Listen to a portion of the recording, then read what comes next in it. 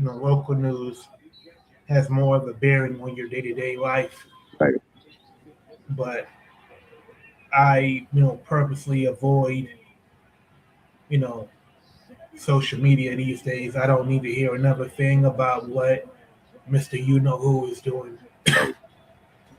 I seen like a plane fall out of the sky in Florida and onto a highway and shit. Yeah, I mean On top of a car. the aviation industry is so unsafe. Like all of the safety, like all of the checks and balances that used to be there is no longer there. It's wild, though. Then I seen a car on a highway run off the highway to another like lane. Like I'm like, yo, what is going on? Like you have planes falling out of the skies, the cars falling off of the highways and shit.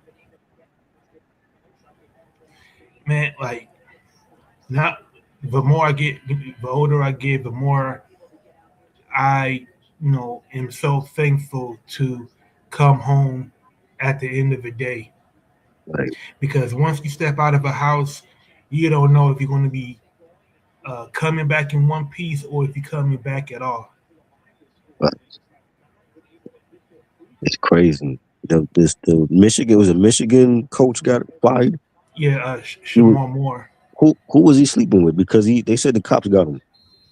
Yeah, they said that he had a consensual relationship with a staffer of his on the Wolverines. But is the staff were like underage? They have. I mean, that's as much as I know. But they saying that he got detained by the cops. So I'm like, he ain't.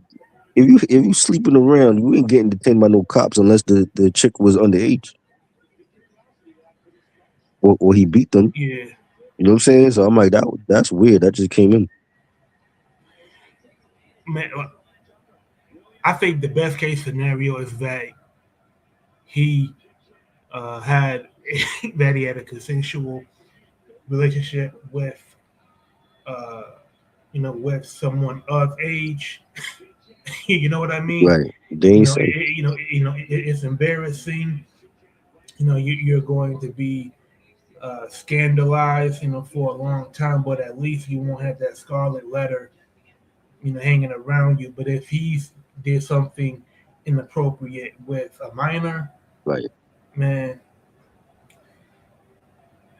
you know, Yeah, I feel like they throw know the more book about the at him. story. Yeah, I feel like they know more about the story because the fact that he got detained by police means he could have raped this person, but they ain't say that. They just said inappropriate. I'm like, well, inappropriate to who? To him or to them?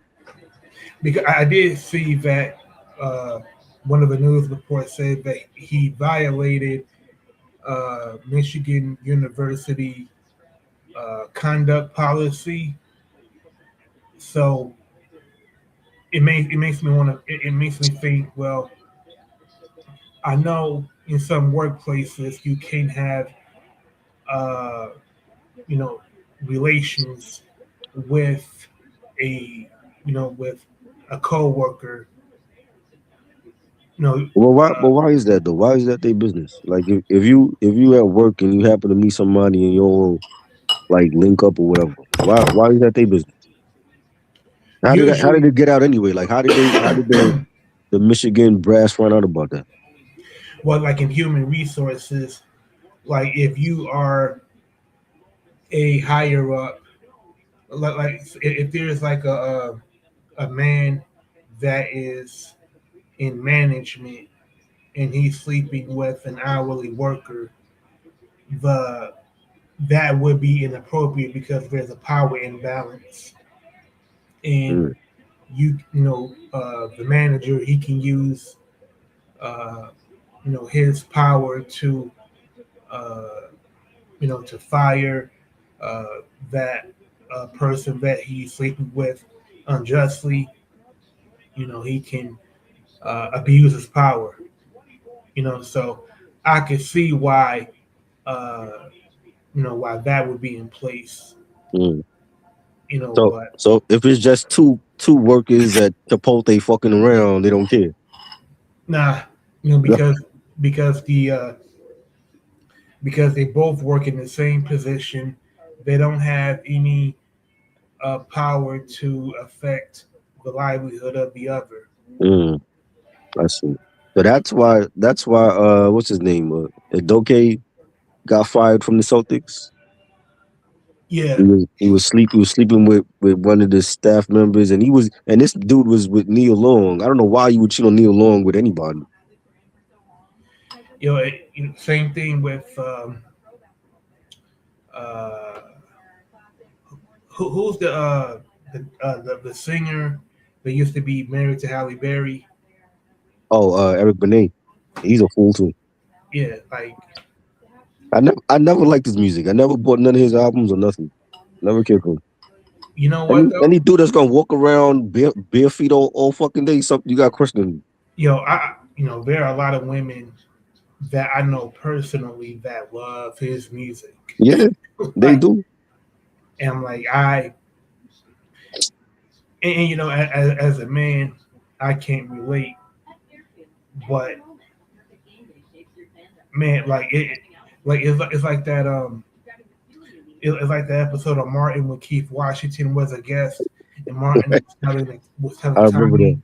Yeah, like, man, like some of these R&B singers, like they have a hold yeah. over certain women. It's like they Hmm. cast a spell on women through their It, music. bro, it's the Billy D. Williams effect. I seen that shit. Hmm. When Billy D is like that was like his persona. You know what I'm saying? Like he played up to that shit. You know, And and in real life, he's probably just the opposite. right? Exactly. Keith Washington only had like one record that I remember. I don't remember nothing else other than that one song. You know what I'm saying? Yeah, I, But you know, I mm, felt like Keith Washington was like he was like a smoother version of Keith Sweat. right, You know what I mean? yeah. Like probably he had better singing control. Uh, He was far he had a smoother tone, but like his as far like his music, I don't know. I mean, it just bored me. It was right, like I hear it and it's like and it's cool. yeah. You know what I mean? That should have put me to sleep. I need like some beats. You know what I'm saying? Yeah, like the only singer of that period that I truly feel you know could sing a ballad and really uh, keep me captivated was like Luther Vandross. Right. Oh yeah, Luther was Every, good. yeah, man, everybody else, man, it just felt like Hmm. you're like putting on this smooth, uh, you know, uh, dark gable coat on, to Right, wax rhapsodic about romance. right. Kane. With, That's what Kane was turning into. yeah, Jesus Christ. with, The wearing with, white suits on album covers and all that. with every R&B cliche you could think of. Yes. And trying to sing. I'm like, oh God, this is why he fell off. I'm like, Kane, never again. Don't ever try to sing. And I feel like we needed to do like a Nims. Don't ever disrespect us with your terrible R&B singing. I know I kind of suspect that Kane felt more confident trying to sing after he collaborated with Quincy Jones for the Back on the Block Oh album. God, that album was okay. It wasn't. It's not one of my favorite Quincy albums. It was okay for his time, and I understand what Quincy was doing. But if I had to rank that album with the other Quincy albums, the dude to me is still better than that album. I love that That one album, Q's Juke joint from '95. That was a way better album. to me that was really a lot of people uh, point to the Chronic for being the first album to really establish that formula of making music a compilation album. Right. Quincy Jones did that with the Back on the Block album. Mhm. But and I felt like once it started to produce so many hits like Secret Garden Mhm. with Barry White, Elder Barge, uh, uh, James Ingram, and then you had the other hit Tomorrow with Tevin Campbell. Then you had another hit with Ray Charles's cover of "I'll Be Good to You." Like Quincy Jones, he knew what would well, like he knew good music, but he knew what he had. And Right. Dr. Dre always fashioned himself as the hip hop Quincy Jones. Like to a certain degree, I feel Yeah. like Dr. Dre followed that blueprint, Right. just took it up a notch. Oh yeah, because he was more than a producer. He was a musician. He was using live instruments and shit. You know what I'm Yeah, saying? He was a conductor in the studio. A lot of these producers now, they just go in the studio, make a beat, and then they just sell it off to whoever could got the money. and like Colin Wolf, he was the bass player for Dr. Dre back then. And if you read the credits, he pretty much played on every song on The Chronic. Then, 10 years later, he did it with Mike Elizondo. Like Mike Yeah, Elizondo, he played on all of the 2001 record. He played on all of Eminem's records. right. Like Dre is great, Hmm. but sometimes I think he uh, he hides behind certain musicians that kind of do the heavy lifting. Right. Like as great as In the Club is, Hmm. Mike Elizondo pretty much did what 50% of it, and Dre just added some drum programming to make it tighter. And and you see I see Daz making the rounds, and every year he says he did this for Dre. Dre took credit for that. I can believe some of it, but um, the more he talks about it and makes it an issue, the more people start to roll their eyes and just chalk it up to Daz just ego tripping. Well, I mean, let's not shortchange Dre. Dre is in the studio making beats and shit. You know what I'm saying? He wasn't like Puff, where Puff was taking credit for shit that other people did and putting his name on it. But Dre, I do feel like Dre had some help, from Scott Storch and DJ Quick and Michael Elizondo. He had a team around him, but he was in the studio making beats though. You know what I'm saying? Hmm. Um, I mean, mm, and you're totally right. I feel that there are other producers that do the same thing as Dre, but don't get as much credit. But Dre still has the talent to do the drum programming. To to use certain song structures to make tight grooves and to make a great song. right. You know what I'm saying? Like, yes, Dre is a Hall of Famer. He deserves everything that he has. You know what I'm saying? It's only, I just feel like within like the last 10, 15 years, we hear about, oh, well, Dre didn't entirely do doggy style. It was Quick that was helping him, or Daz that was helping him. And well, he had a whole team around him. He had, even when he was on Death Row, he had Warren G around, was around there. And they don't even mention Warren G at that time. He was there. You had Daz. You had, other people that was helping him. But you know what I'm saying? Let's not get it confused. Dre was in the studio making these tracks. And I would rather him get his flowers for that than Puff putting his name on shit that he had nothing to do with. He had like 12 members of the Hitmen, and each of them individually was like some of them came in and already had their own buzz and stuff going on. You know what I'm saying? But he took the credit for a lot of that shit that he didn't do. Yeah. You know what I'm saying? When you look at like Buck Wild, we know Buck Wild from the Digging in the Crates crew, and he's done shit for OC and for you know Funk Dubious and the Beastie Boys, and he was under Bad Boy at one point. And we damn sure know that Puff was not doing those beats. That was Buck Wild.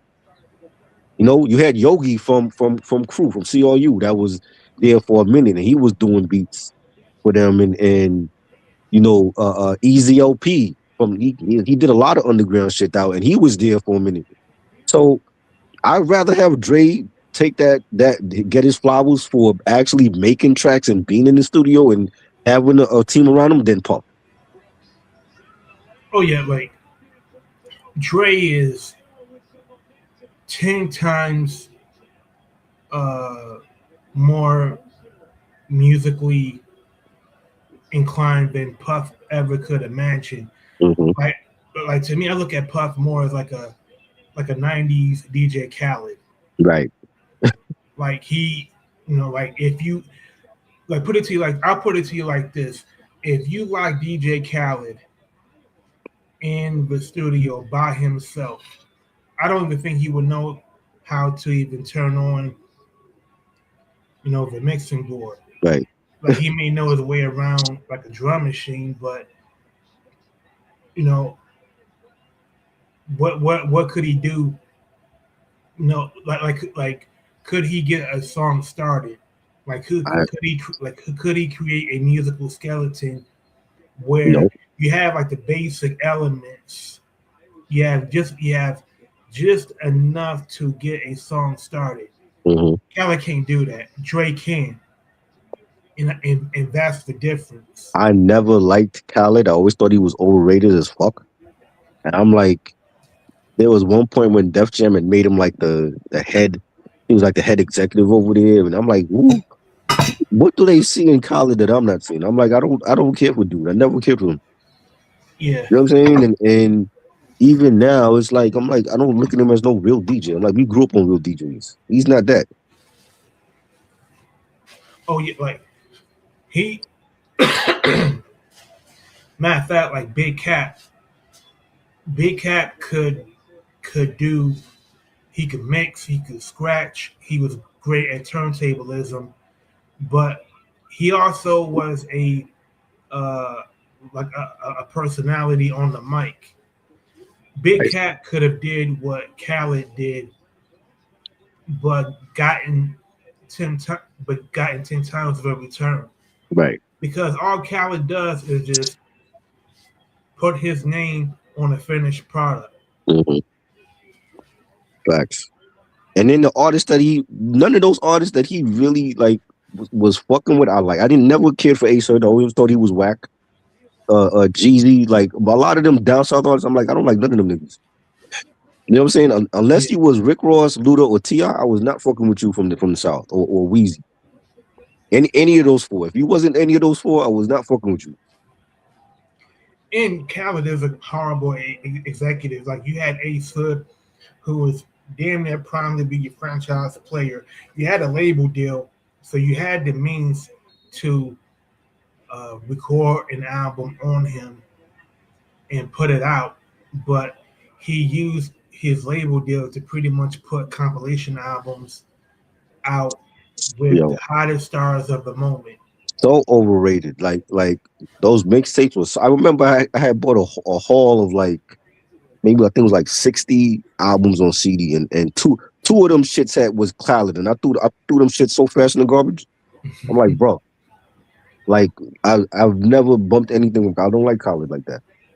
I always thought he was overrated. I'm like screaming on a record, "We the best." I'm like, real DJs don't even do shit like that. And he's also like he's so fake because everybody that he uh, works with is his brother. Like Rick Ross is his brother, Hmm. Drake is his Hmm. brother, Jay Z is his brother. Like They made so much out of that J verse on what was it God's what's the name of that shit? um, The that God record. I'm like, that wasn't even one of oh, the God's best. plan. Whatever the fuck it was called. That shit wasn't even one of the best Jay-Z verses ever.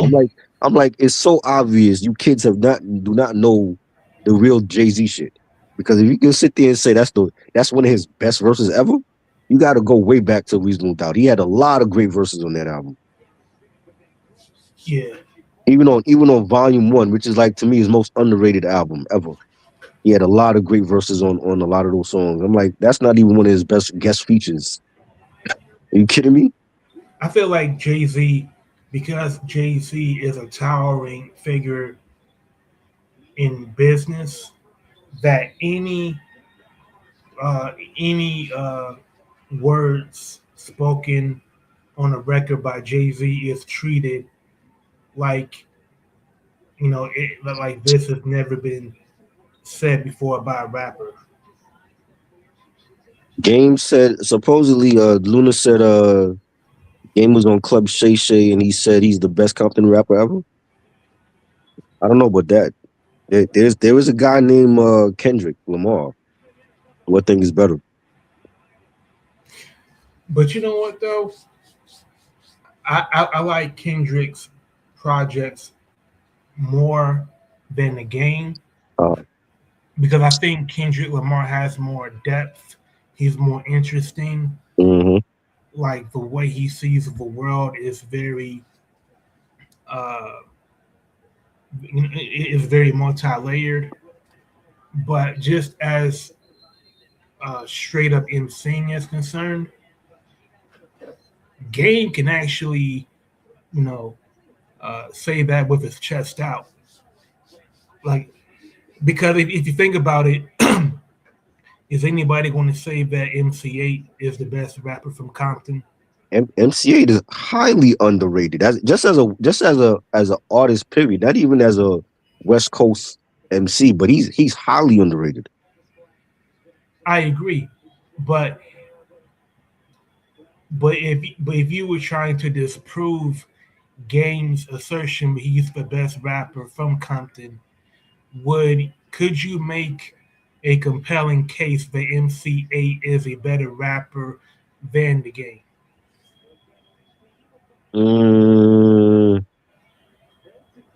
I think I would go with Game, but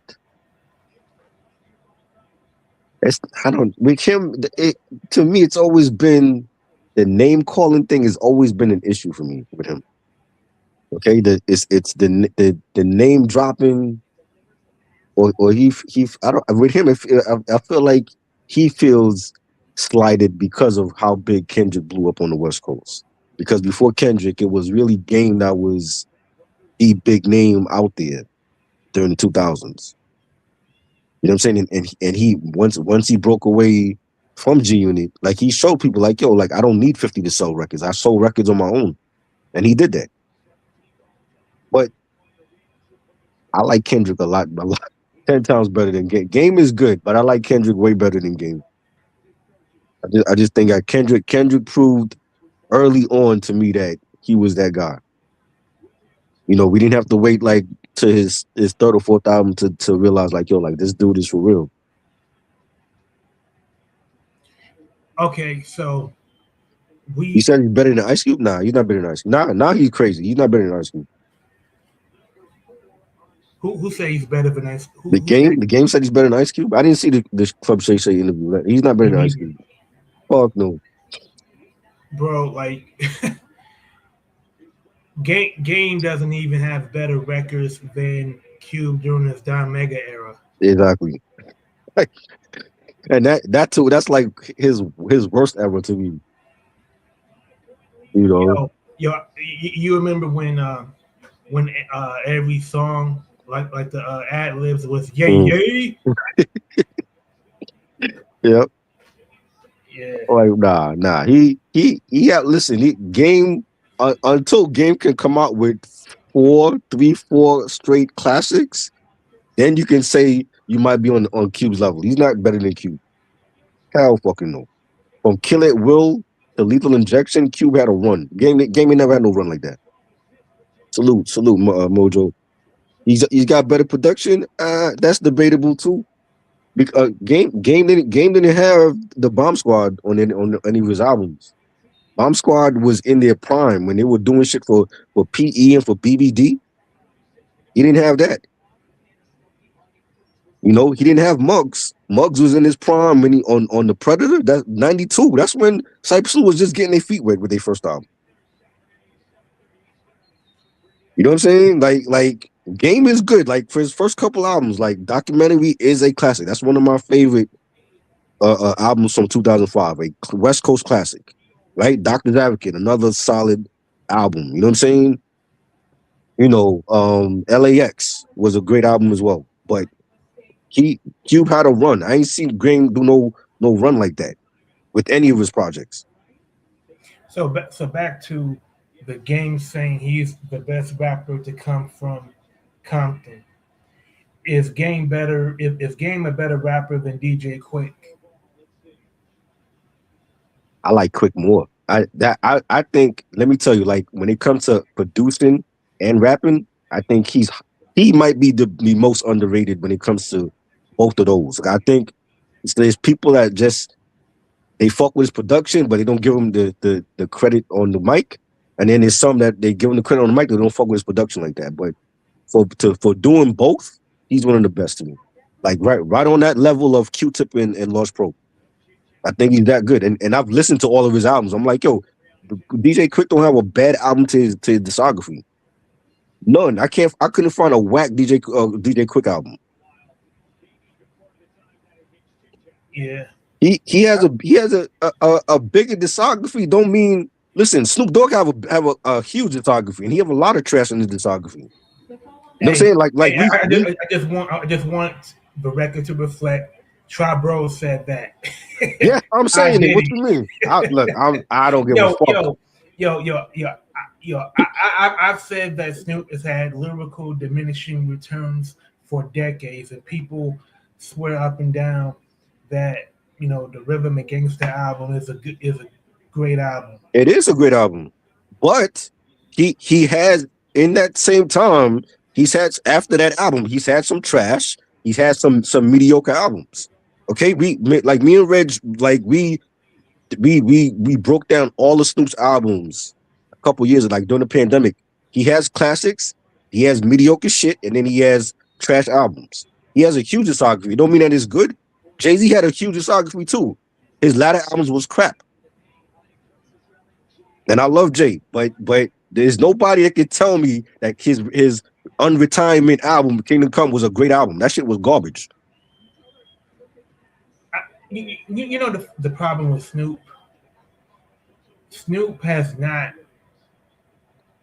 gotten better as a rapper. Like usually, great rappers, Nas, Jay, Kendrick, Cube, you can see that they have added different layers of their MCing, and they have evolved not only as the MC, but the way they look at the world is reflected in their music.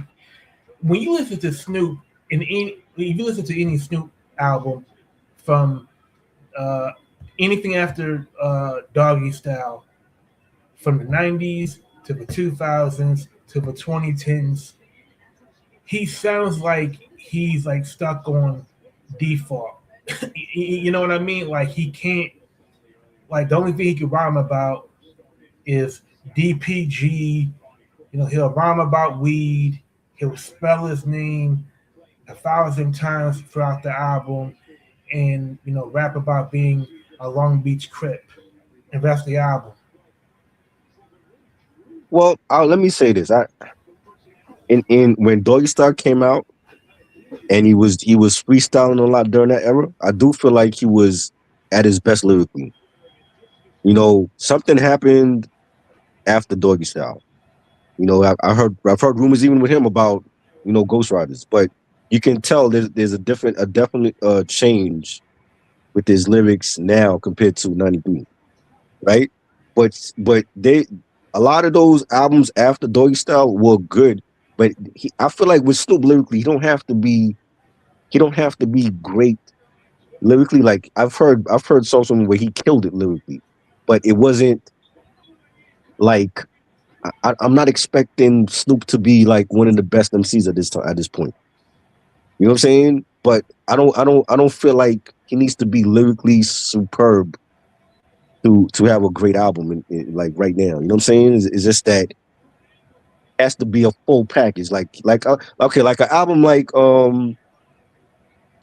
Last Meal was a classic album to me. Like might be his best one on No Limit. He wasn't great lyrically on that album, but he was good enough.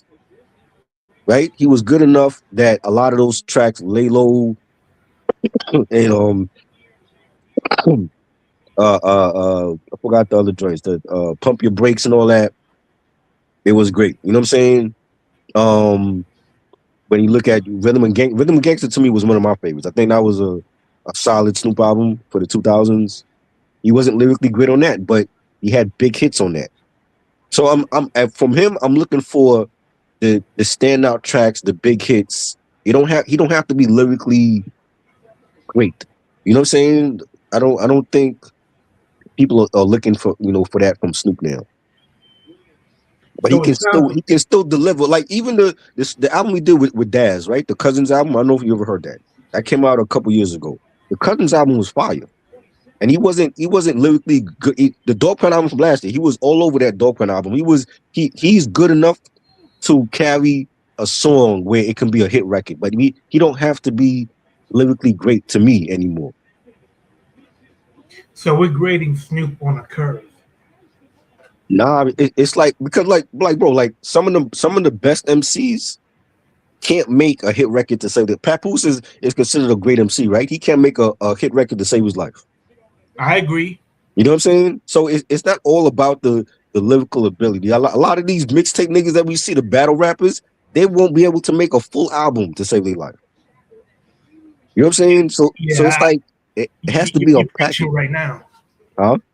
You preaching right now. Yeah, it has to be a package. It's like I don't see when I was younger, I would look for that. I would look for like, oh, they gotta be lyrically get, and I still look for that, but it has to be more of a package. I want to see what else could you bring other than the metaphors and the punchlines. Because see, like people like Fabulous, that's what he bought, and we know how his albums turned out. It wasn't good.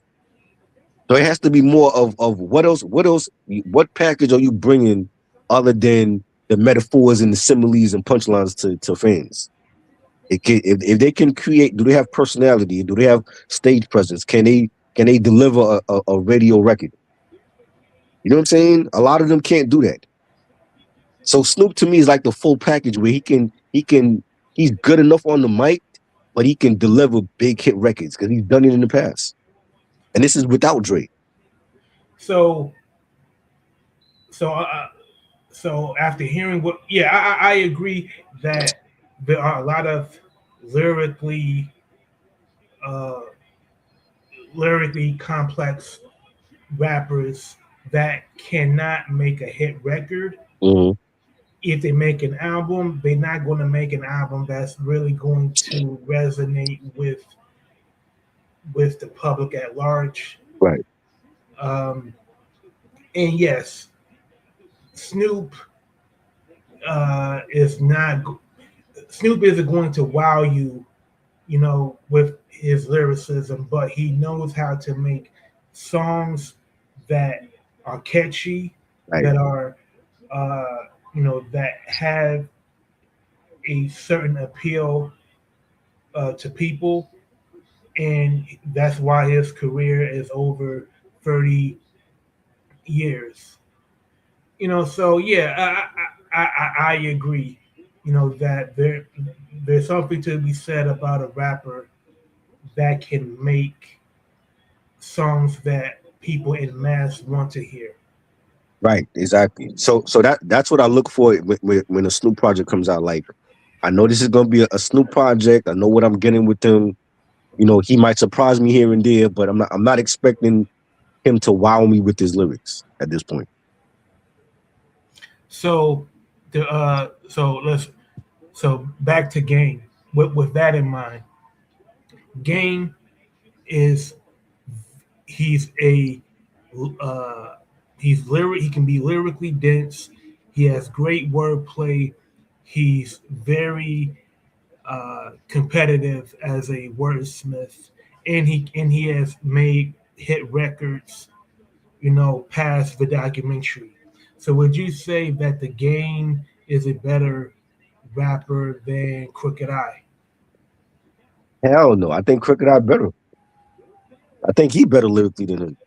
And him and I think it was a good thing for Slaughterhouse to form, and that we've had like those years of like Budden and Crooked Eye and Royce and Joel Ortiz all being together, and it like it sharpened they swords. You know what I'm saying? And I think it made them better from being within that group. And I think Crooked Eye is nice too. Like I like him lyrically also. He's another one that doesn't get a lot of shine, and maybe it's because like he might be too lyrical for his own good. Because you've seen that where you have like an artist that they might be too lyrical for their own good to the point where the labels don't know how to market them. You're like, what do we do with this guy? Like we can't market him because he's too lyrical, and some shit that he says might go over people's heads or whatever. He might be one of those guys where like he might be too lyrical. You know what I'm saying? And Dre. Remember Dre had Joel Ortiz on Aftermath, and he couldn't do nothing with him. You know what I'm saying? And That that's crazy because you had Eminem, and Eminem was to me one of the illest on the mic. that's something that hasn't been chronicled uh, widely enough. That Dr. Dre, he signed Joel Ortiz, Hmm. and he also signed Rakim, but that's a Right. different story. The But Rakim thing supposedly that's the rumor. The rumor was he couldn't make hooks, but Rakim was not. He's not one of those artists that was into making hooks anyway. You know what I'm saying? You could have easily had Nate Dogg do the hooks for him, or Truth Hurts or whatever. You know what I'm saying? You could have somebody sing the hooks for him. He's not. That was the knock on him. Like him and Dre wasn't like the way that they work in the studio where it wasn't meshing, and that he couldn't make hooks or whatever. So, but yeah, if you had Rakim and you fumble that, so and he still put Rakim on a hit record, the Addictive by Truth Hurts. That was a huge record when that came out. I still played. that sounds like a mandate from Jimmy Iovine that I can't put this out and make a good return on investment. With this Rakim record that doesn't have a hook that I can give to R&B or pop radio. Right. You know what I'm saying? Like okay, like Snoop is a personality now. You know what I'm saying? Like he's a celebrity now, and it's like, but he can still drop a hot track. You know what I'm saying? I would never give up on Snoop and be like, oh, like even if this album today is whack from Snoop, and tomorrow he drops something, it might be fire because he's done that. Like the Kool Aid album, I didn't like the Kool Aid album, right? But he said albums after Kool Aid that will fire. You know what I'm saying? So it's like he's batting 1,000. Like he might bunt and he might not make it to first base, and then the next time he's up at the plate, he hits a home run. That's been, if you look at his career and his discography, it's been like that. He's like hit or miss, but he can still give you a hot song. He can still give you a hit record. You know what I'm saying? What that means in baseball, you have to hit them lower in the batting lineup. He Nah, but Snoop is the cleanup batter. Like he is Albert Pujols, yo. Like Albert Pujols could come up and give you a bases loaded home run, and then come up the next time and strike out. He's Albert Pujols. He is Mike Trout. You know what I'm saying? Yeah, Mike Trout has been, when Mike Trout is healthy, he's on it. When he's out of the game, he's gone. You know what I'm saying? But I feel like Snoop is where he's at because he's been in the game for so long. It's longevity, and he's been able to transcend past hip hop and be on TV shows and movies, and he has clothing deals and all that. Like he's a celebrity personality now. He's beyond hip hop. Yeah, a lot of cats from the '90s can't say that right now. He's one of the very few. Him, LL Cool J might be another one, but it's like it's very few of them that can say like, yo, like they don't have to make a living off of hip hop no more. And I've seen Snoop Hmm. live too. He has a great live performance. That's also for me. That also plays a part because if you just jump on stage with like 50 niggas and you don't do shit, that you're a terrible performer. He can jump on stage by himself or with a live band, and he is phenomenal because his personality shines even on stage. You know what I'm saying? Yeah. It's not too many that's doing that even now in this day and age. A lot of these young cats, you wonder why people not flocking to see them because they have no stage presence. They have no Oh, I personality. definitely agree with that. You know what I'm saying? It's like their personalities online and that's it. It's like once they get offline, they have no personality. You know what I'm saying? But like like the legends that I've seen, they have Rakim in himself is a legend because of his stage presence. You know what I'm saying? Like he kills it every time he's on stage. Big Daddy Kane, he's another one. Cool G Rap, he's another one. Busta Rhymes, Master Ace, it's so many. You know what I'm saying? But Snoop stays like live performance. If you ever seen Snoop live, he puts on one of the best shows ever, and he runs through his whole catalog. You know what I'm saying? So you, it and like for him, like for certain albums that don't hit, but they sound better live, like Dogfather. I wasn't a fan of Dogfather, but like the tracks that he performed live, when you hear it live, it sounds way better. If when he do like Snoop Upside Your Head live, it sounds way better. You know what I'm Hmm. saying? But Okay. he's that artist. You know what I'm saying? But game is good, but better than the best rapper from Compton. Nah, I don't think he's better than Cube at all. Like it's good for him to think that, but nah, you're not better than Cube. I got Cube any day over game. Yeah. I mean, Game. He definitely is the. He can definitely you know say he can make a claim for that, but Ice Cube has just done too much. Like you know, first of all, being a chief writer for NWA and being the man behind Easy E's solo album, being the chief writer for Straight Outta Compton, and then just the way that he uh, uh, shook up the world with his first album, like when he made Black Korea, Right. he angered a lot of people that did not appreciate him calling out their own community. To me, he was I don't know if he was radical, Uh-huh. but he definitely was incendiary. And I think Game he benefited from Cube's fearlessness, decades after. Like in order for Game to be a better rapper than Ice Cube, you have to ask yourself, what does Game do as a rapper that Cube hasn't shown he can do in his music from then till now? He's good. Like I said, like he held down the West. After Pac died and before Kendrick, he was on it. He did his thing. He proved to the naysayers like, yo, I don't need 50. Like I'm gonna sell without him. And he did that because out of everybody in G Unit, he's the only one. Banks didn't do it, Yayo didn't do it. You know what I'm saying? Young Buck didn't do it. Like they all needed that cosign from 50. Game went off, he left G Unit and he did his thing. And I give him his props for that. But better than Cube? You gotta get on a 3-4 album run before you say shit like that. Well, I'll I'll meet him halfway. Game is definitely better than Mac 10. I like Mac 10 too. He's another one that's underrated. that nobody talks about. You want to talk about underrated from the West? You just mentioned Mac 10, MC8, DJ Quick. Those three are some of the most underrated from the West Coast. You know what I'm saying? What like I love Mac 10's first album, Full Life. Come on, Hmm. man. Chicken Hawk, West Side Slaughterhouse, bro. Like that Cube was on it.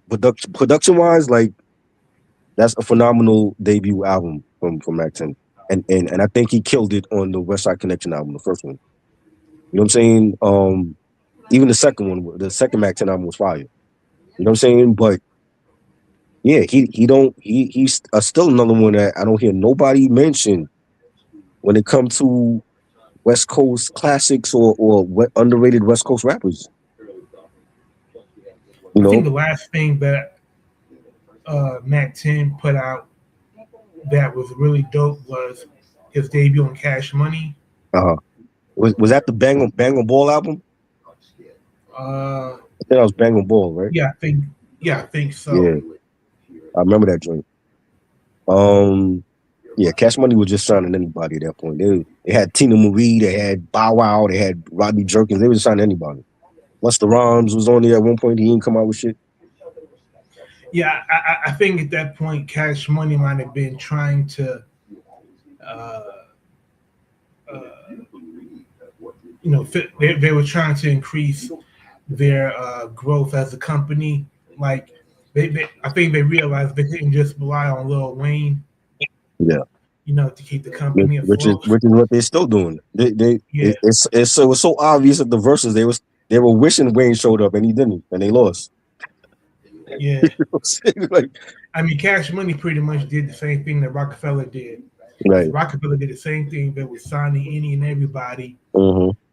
because they I think that was more Dame because at that point Dame and Jay wasn't seen eye to eye, and Dame was signing artists that Jay wouldn't necessarily want on the label, like Nori and ODB, and they Dipset but was the main one. MOP they signed, and I'm surprised Jay didn't put them out because he's done shit with them, and they from Brooklyn. I'm like, why wouldn't you put out an MOP album with them? You know what I'm saying? And yeah. I don't know, I didn't even at that point I didn't know what the hell they were doing over here, but I think that was more Dame just signing people and not telling Jay about it or whatever. You know, somebody Luna had a question for us. He asked this earlier. Um, Bone Thugs or 3 6 Mafia? Which was your favorite group? My favorite group between those two was Bone Thugs and Harmony. Uh, I felt like what they did was so innovative.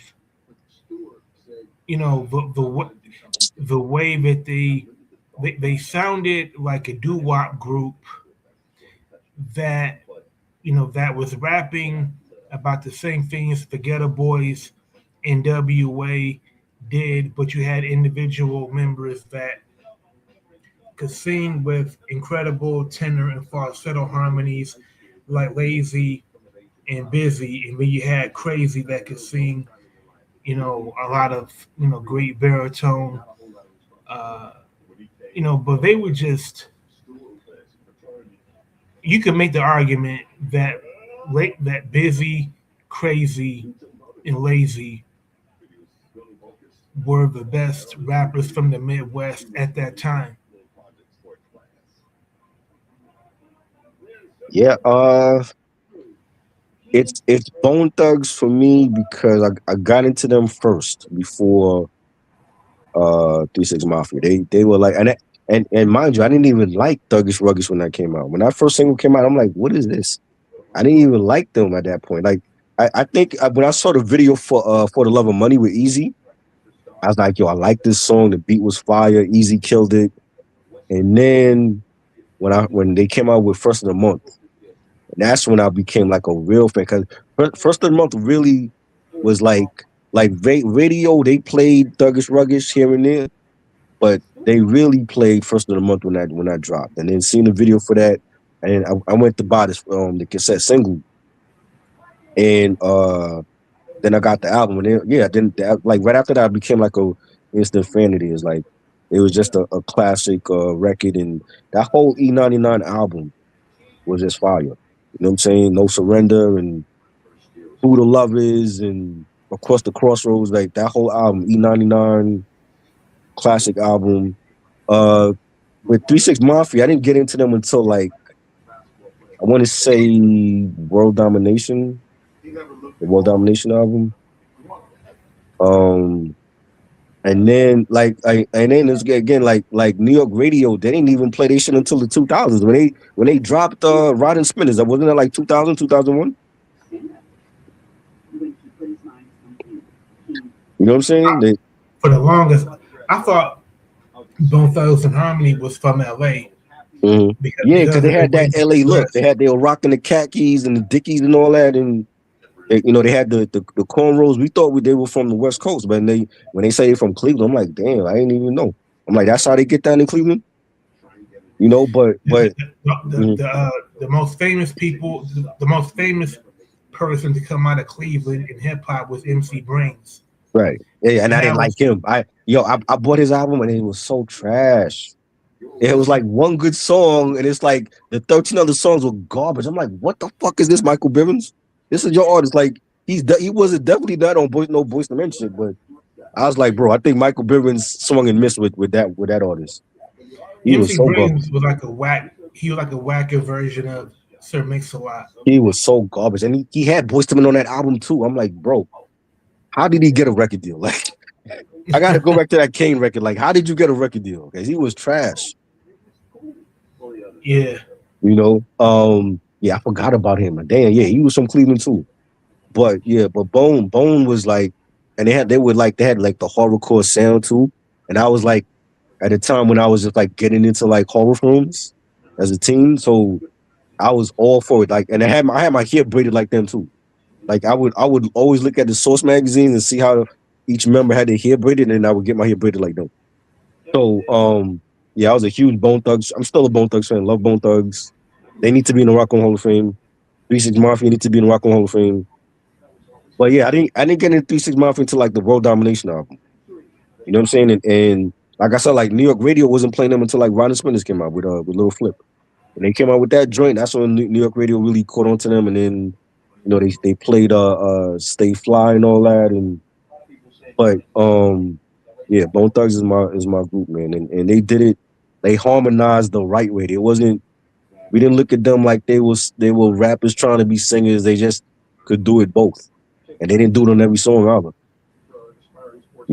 All the War, one of the best double albums all time that don't get enough love because it was like it came out like around like the same time as Life After Death, or the same year I should say, and Wu Tang Forever, and I feel like those two double albums overshadowed All the War, but All the War to me is a classic album. 5 Night well, classic double album. I think Crazy and Busy to me were like the MVPs of that album, especially Crazy. There's a lot of solo tracks that Crazy did that were like some of his best shit. Art of War came out 1 month after Wu Tang Forever. Yeah. But Wu Tang Forever got like the most publicity over it. There was like billboards of there's commercials for it. I Hmm. remember going to HMV, and we had HMV over here, and when I walked in, they were playing Triumph. They were playing that shit. They had the poster on display. You know what I'm saying? It was like it had all the publicity. I'm like, All the War. That All the War went like what, double platinum, triple platinum, and it was like they didn't promote it enough over here though. I didn't see enough like promotion for it.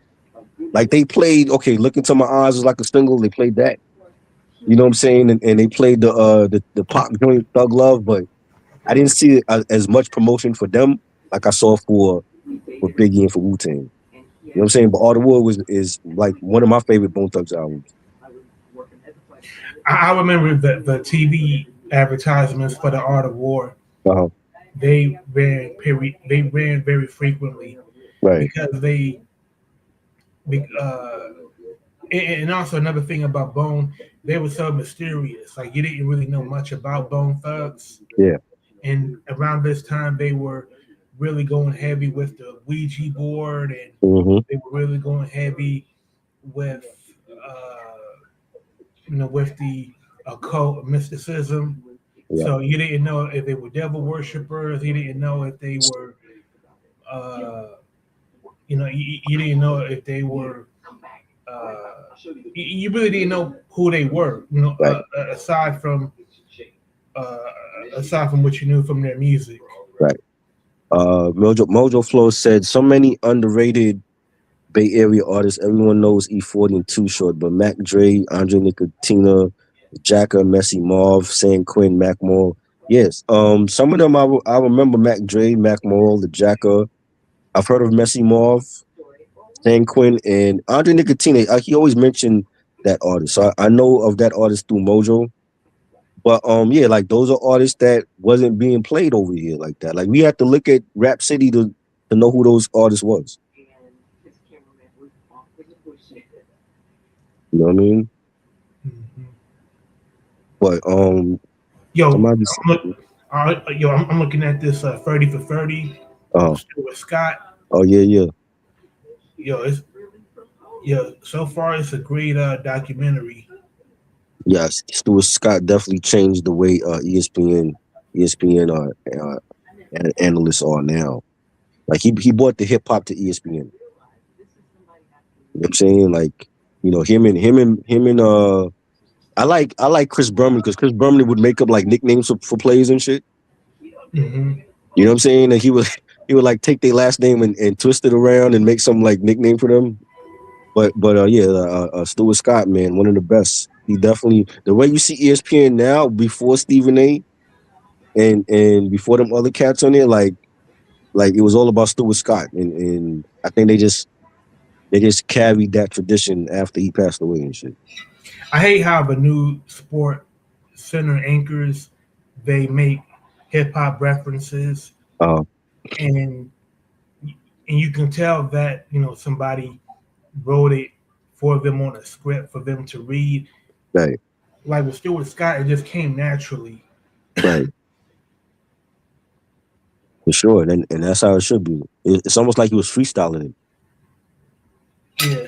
Mojo said, if anyone wants Bay Area artist recommendations, just hit me up. I got you. Yeah, there's a lot of Bay artists that people need to check. I'm really into Locksmith. He's out of Richmond. Right, Like like he if, he's like a amalgam of Razcast, early Ice Cube, and KRS-One. As right. far as like being a great critical thinker, having his Mm, own observations about what's happening in society. And Locksmith, he's collaborated with Crooked Eye. Uh, I would love to see him, collaborate with, spitters of his caliber. uh, just Luna said, Beanie. Oh yes, I did see a clip of Beanie Siegel saying he almost signed with G Unit. That would have been a good look for him, especially like after the Rockefeller breakup. You know what I'm saying? 'Cause I know Freeway I think Freeway was either signed with them or he was planning to, because he had put out a mixtape under G Unit, and it was hosted by Who Kid. 'Cause I had the mixtape. You know what I'm saying? This is like I think it was like near the Rockefeller breakup or after the Rockefeller breakup. But I know Freeway had put out a mixtape, and he had like 50 on the mixtape, and it was hosted by Who Kid. So that I feel like that could have been like a good fit for Beans. But again, it's like the way, even with 50 label, like 50 was signing people. You signed MOP also. He didn't put them out. They were only on the Get Rich or Die Trying soundtrack. Why not put out an MOP G Unit album? You put out the Mobb Deep album that a lot of Mobb Deep heads don't like. I think I was one of the very few that actually liked the Mobb Deep G Unit album. It was just too much G Unit influence on that album. But you had Mobb Deep on there. You had MOP. He was trying to get Mace. He couldn't get Mace. You know, I think a Beanie Siegel album with G Unit would have been fine. And Bean said he had like 5 albums planned with them. I think it would have been a terrible You think it went terrible? idea. Yeah. I mean, first of all, 50 Cent was pursuing Benny Siegel just to needle Jay Z. He was doing it because he wanted to be passive aggressive, and But what was his point of signing MOP and Mob Deep? I believe 50 Cent's motivation to sign MOP and My Deep was genuine. I believe he Okay. genuinely wanted to put out their albums. Salute. Salute, boss. I Salute, didn't I brother. didn't know if I was gonna make it tonight, bro. The God willed me to get on this live stream right now. Hey, man. God It is be good. like, yeah, God is good, bro. Yes. It be like that sometimes, bro. Oh yeah. What up, Freeze? Salute, bro. How you doing, brother? I'm doing all right, man. Good to see you. Yeah, man. It's good to be seen, bro. Yeah. Good to We, be seen. we were Yeah, we were you're just that talking. like you're a couple of months. Like this is like the off season Yeah. with the Mets gear. Oh man, what are Yeah. the Mets doing, yo? Like how you let Diaz go to the Dodgers and then you don't re-sign Alonso? What are they doing? How you all expect to go to the World Series and you have no first baseman and you don't have a closer? I know. Oh my God! And the Yankees let them go. Like I'm surprised the Yankees let both of them go. Like they have the money to sign both. Yeah. That's crazy. The Mets thing is surprising that they didn't sign Pete Alonso. I don't understand. So they don't think he's good enough. So who they want at first base? Because if they're not gonna get Cody Bellinger, who they getting? They want defense, bro. Yeah, but who's a great first baseman right now with defense? There ain't nobody out there, bro. We Yeah, got I can't think of anyone. yeah, yeah, yeah. I don't know. That's wild. They better have a good closer. I thought Diaz was their best one. So they better have a Diaz is better closer the than him. best closer in the game, bro. You know what I'm saying? For the Yankees, he would have been a great fit for the Yankees team because they need that. Yeah, Their middle relievers were trash in postseason last year. right, right. Yeah, Diaz don't play, bro. Once you get to Diaz, it's over. Exactly. And now you give it to the Dodgers, so they're gonna win the World Series again next year. Let's just give them the trophy now. I think the Dodgers just recruited the hell out of him. The Dodgers His brother's there. They said his brother's there. yeah. Like his brother told him, like, yo, like come to LA because it's really that good over here. Right. Yeah, man. Wow. Yeah, man. Actually, I can't wear my Mets hat now. I gotta burn it because I don't know what they're doing. I gotta, yeah. Bro, it's a weird time to be a Mets fan, Yeah, bro. y'all don't get you New Yorkers don't get mad at me if you see me walking around town with an LA hat. I'm just saying. Yeah. It seems like this is the era now. Snoop Dogg, bro. That's all I'm gonna Yeah. say. Snoop coming to get over the building. I live the era of watching the Yankees win every year, and now I'm seeing the Dodgers win every year now. Yeah. It's crazy. Yeah, man. Mojo said the Mets are going to sign Hoskins. He ain't good. He ain't better than Diaz. Nah, Reese Hopkins. Nah, he'll play first base. Reese Hopkins will play Oh, first he's a base, first bro. baseman. I never heard of him. Yeah. I never heard of him. Yo, What team he play for?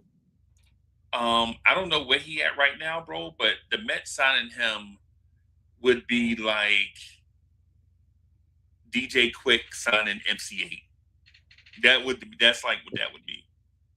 That would be like Luke Skywalker signing NWA. That's what that would be like.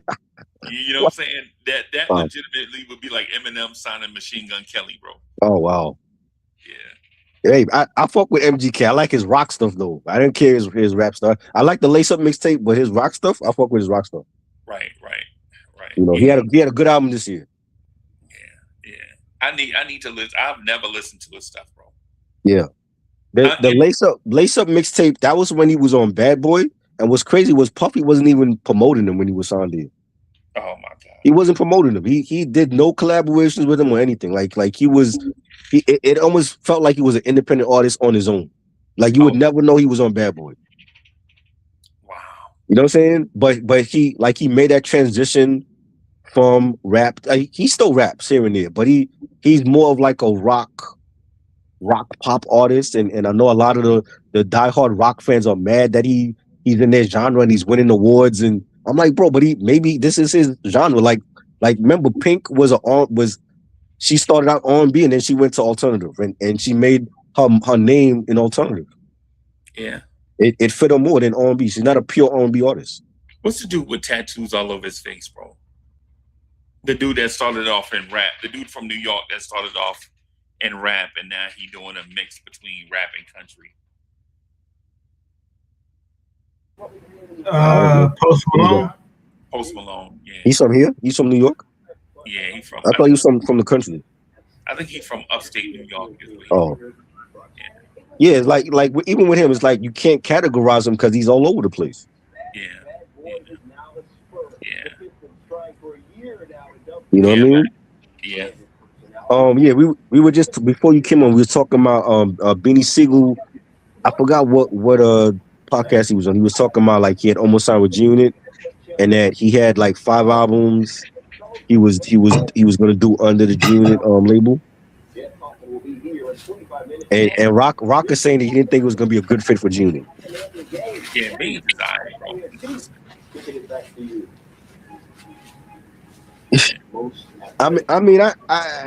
I think it would have been a nice little pit stop for Beans.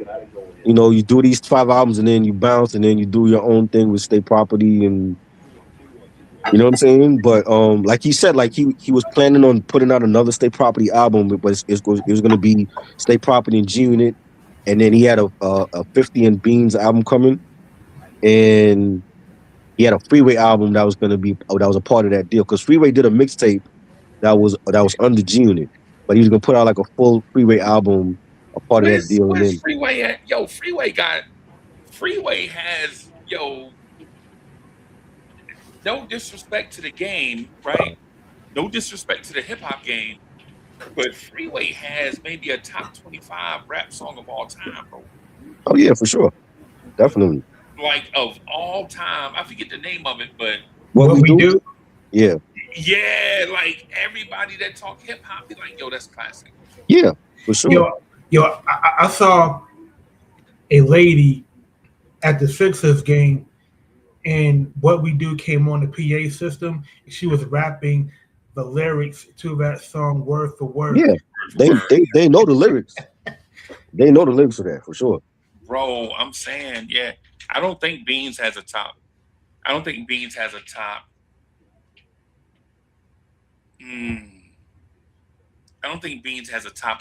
rap song of all time. 800? Yeah, you doing that? I'm saying, but I'm saying in a certain context though. In a context, he's a dope rapper and he's mad consistent. Right? He's super. You know you're not gonna get a whack verse from my man. Right? The dude is dope. But in terms of like a radio / culture hit, Freeway got. Yeah. He has Rock the Mic. Him and Freeway. No. Rock the Mic was garbage. What? Hell no. Are you serious? Yo, when Rock the Mic was a hit, I could not understand how anybody was feeling that. You are wilding. Yo, you're crazy. Yeah. Yo, the hook was the best part of that song. Wow. Yeah. You're crazy. Let me ask you a question. When you Beanie Siegel's verse on that song, is that like a top 20 Beans verse of all time? I think it's one of the best. I think it's one of the best collabs they've ever done. As far as like a State Property, any State Property collabo, and to me, PD Crack always had like the best features with them. But when Rock the Mic come on, that's fire. Like that remix, I didn't like the remix they put with Nelly. I didn't think Nelly needed to be on that remix. I'm like, why is Nelly on here for what? You're trying to gain country grammar audience? Like I didn't understand it. Hey man, I like the beat on it. The song's alright. Yeah, to me, I feel like Tri Bro, he's grading people on a curve.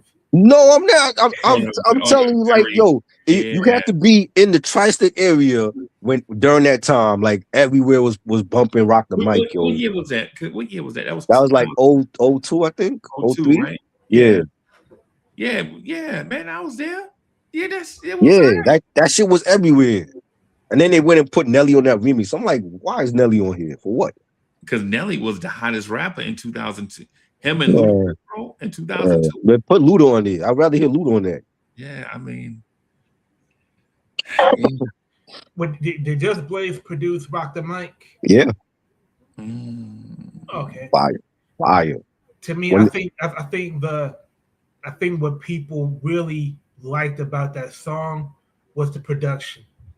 right. That's what I At agree. the clubs, I'll put it to you like this: at the clubs, nobody was rapping, Beanie Siegel's part. I like the back and forth with Beans and Freeway. You know what I'm saying? Like the dynamic duos. We got to talk about that. I don't think Freeway is as good as Beans. I hold Beans in a high esteem. Like I hold Beans in that place of like and I know they don't have similar styles, Right. but in terms of esteem, like respect, Mm-hmm. I hold Beans in that Grand Poobah level. Oh yeah. Respect. Right. Like I respect his artistry. Mm-hmm. You know what I'm saying? In terms of culture shaping songs, to me, he like his music is underrated like Big Mike. You remember Big Mike from the Ghetto Boys? Yes. Right. Like his albums be dope, but he ain't Scarface. Right. Basically. Nobody's Scarface actually. Right. But I mean, he couldn't fill Scarface's shoes when Ghetto Boys made an album without him. yeah. And I bought that album, so I love that album. That's the album that came out in '93, right? Yeah. I loved it. I bought it sight unseen because I was in Houston. I was in Texas. I ever told y'all about the time that that Patrick dissed me at the club? Yes, you did. That was the always era. mentioned that. That was the era, right? Oh my God. I'm trying to holler at Patra, and she like trying to get her bodyguards to beat me up. I don't know who Oh, she thinks she is. But and the funny thing is I'm a very large upsized human being, right? Right. Like I like legit in shoes. I might be like in shoes now, not regular walk around barefoot. Right. In shoes, I might look like 6'6", 6'7", right? And shoes on, right? Just in shoes. I'm not saying I'm, my ID and stuff, all of it have like 6'5" and some change on it. Right? But Patrick gonna call herself like, get away from me before I make my bodyguards beat you up. Oh wow. Yeah, but that was the era though. That Ghetto Boys album. Right. I loved. I think that's the album with 6 Feet Deep on it, right? I think that's the album. I think that's the album with 6 Feet Deep on it. I think. Let me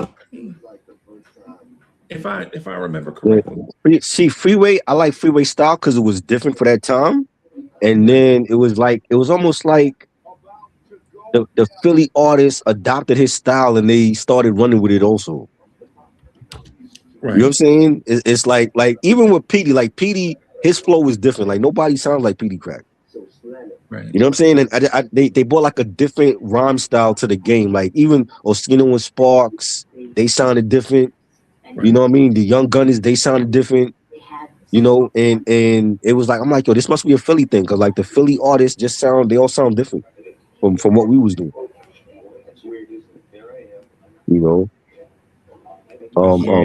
Miss Jade, she's another one. Miss Jade, highly underrated. She sounded different. Wow, I mean, I haven't heard Miss Jade since the Source Unsigned Hype. Yeah, I saw who was it? It was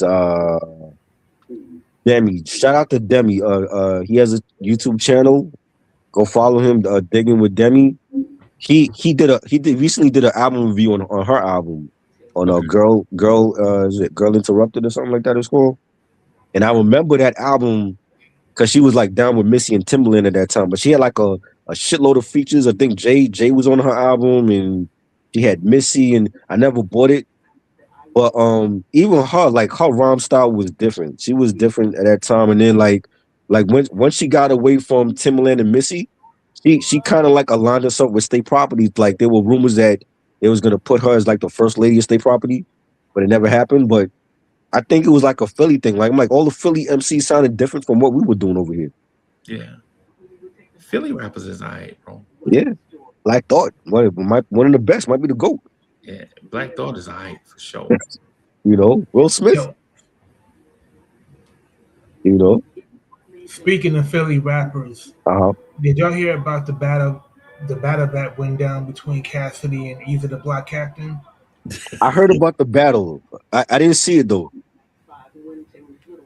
Dog, this went exactly how I believe it was going to go down. Uh-huh. So, in case you didn't see it, Cassidy versus either the Black Captain. It happened at a small club in Philly. Right.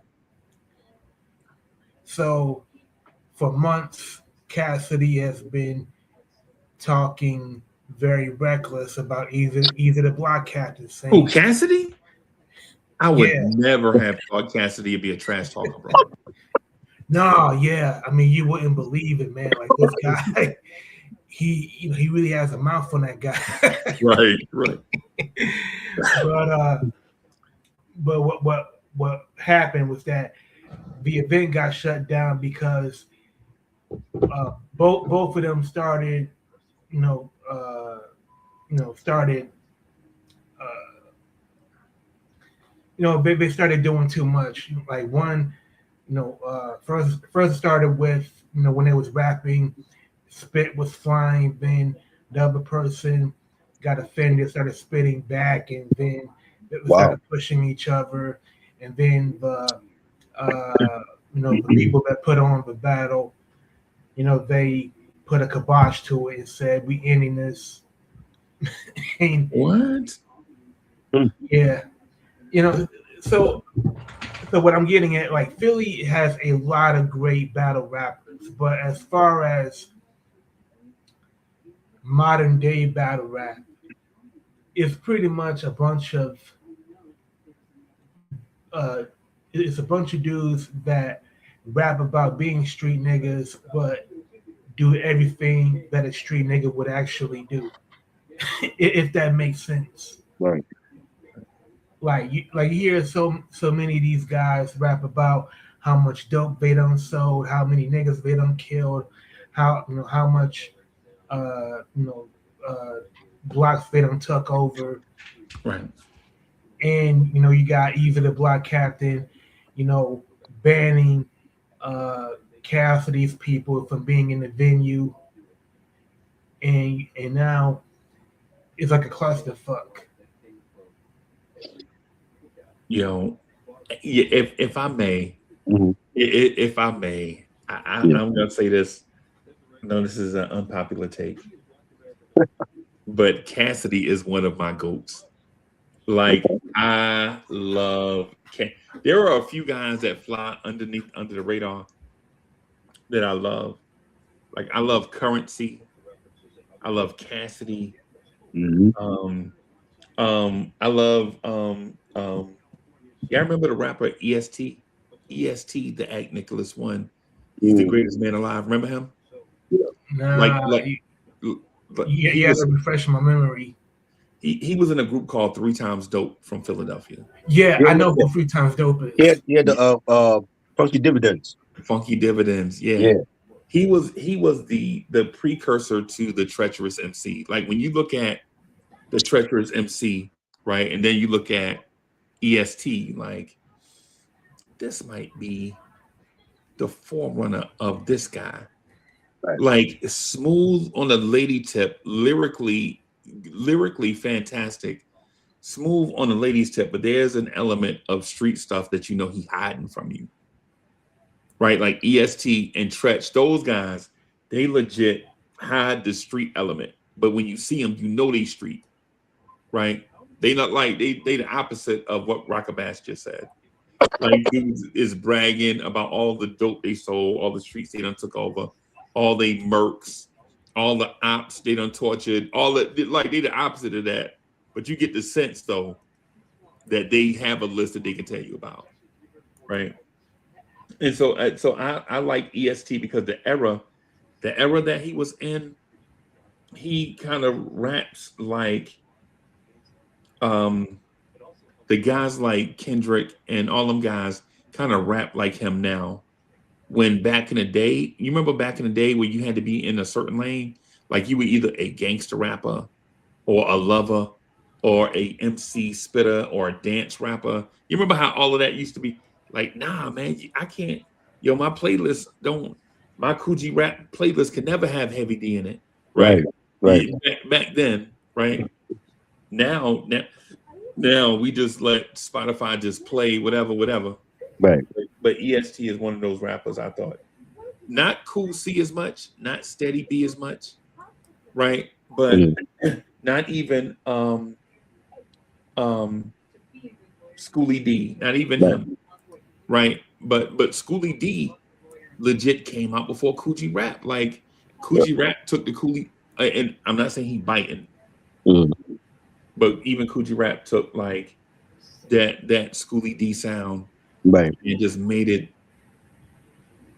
something, bro. right. Like legit, I respect Philly rappers, man. I think Philly rappers probably are definitely in the top 10 of areas in terms of rap of all Mm. time. Oh yeah, Right. for sure. But I can't say that they're Queensbridge, New York, Nah, or or Los Angeles, California, or Detroit, Michigan, or Chicago, Illinois, or Atlanta, Georgia. But they definitely in the conversation, bro. I think with Philly rappers, they sounded more hungrier because they have to like really because they're not New York, but it's like they're part of the tri-state, but they're not New York. Right. And I feel like they have to fight. If you competing with like Black Thought and Will Smith, Yeah. you're gonna have to come out differently and really make a name for yourself. And I think State Property did that. That collective and you know, um, even Meek. I forget Meek Miller's from Philly. He don't sound like he don't sound like a Philly artist, but I forgot he's from out there. Corrupt is a prime example. Like I've always loved Corrupt. You know what I'm saying? And He may be the best rapper out of Philly, bro. yeah, when he was in his prime, to me he was great. Right. Right. That dog food album, man. Right. So many verses that he had that were phenomenal. You know what I'm saying? And his lyrics fit with Daz's production. But Right. like Daz has like that G Funk bounce, but it's like you would expect like a gangster rapper to flow over those type of beats, but Corrupt fit those beats perfectly. Yeah.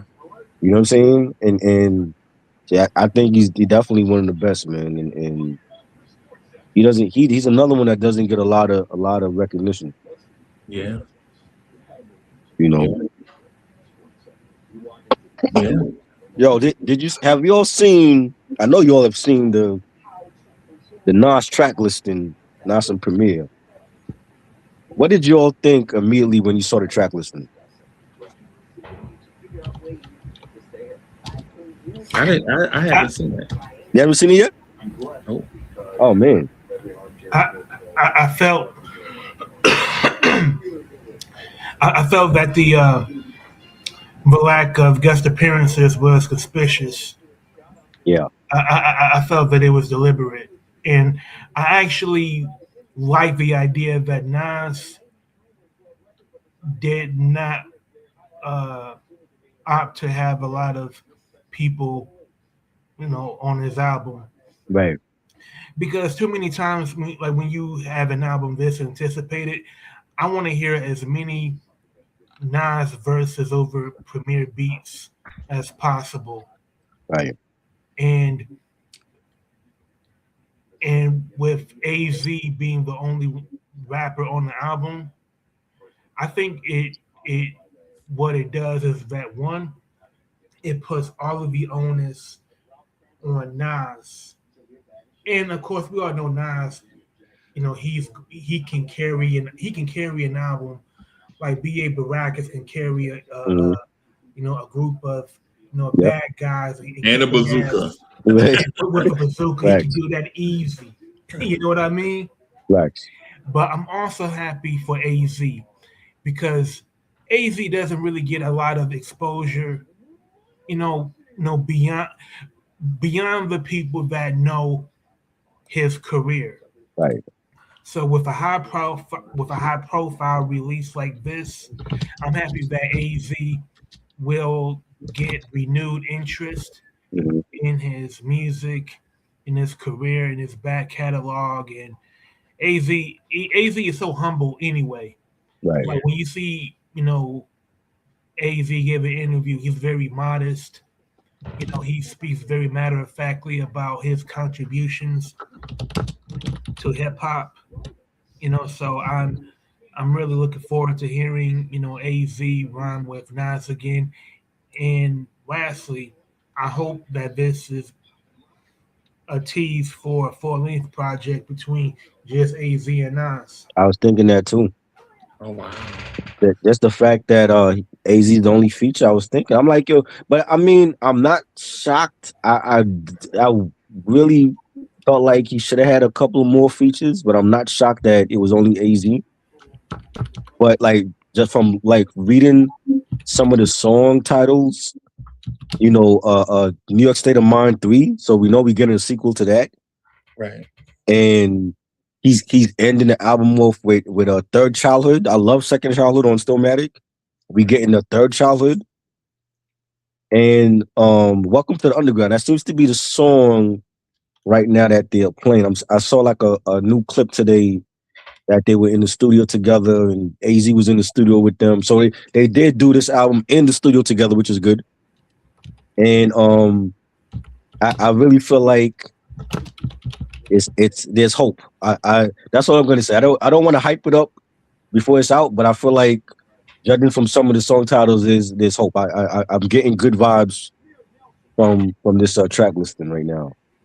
You know, And also reading the track listing, Mhm. I have in my gut. I know Nas is going to give us 3 verses on every song, Right? and just the song titles like writers. Yeah, Right. Like there's so many ways you can write a song with that title. right.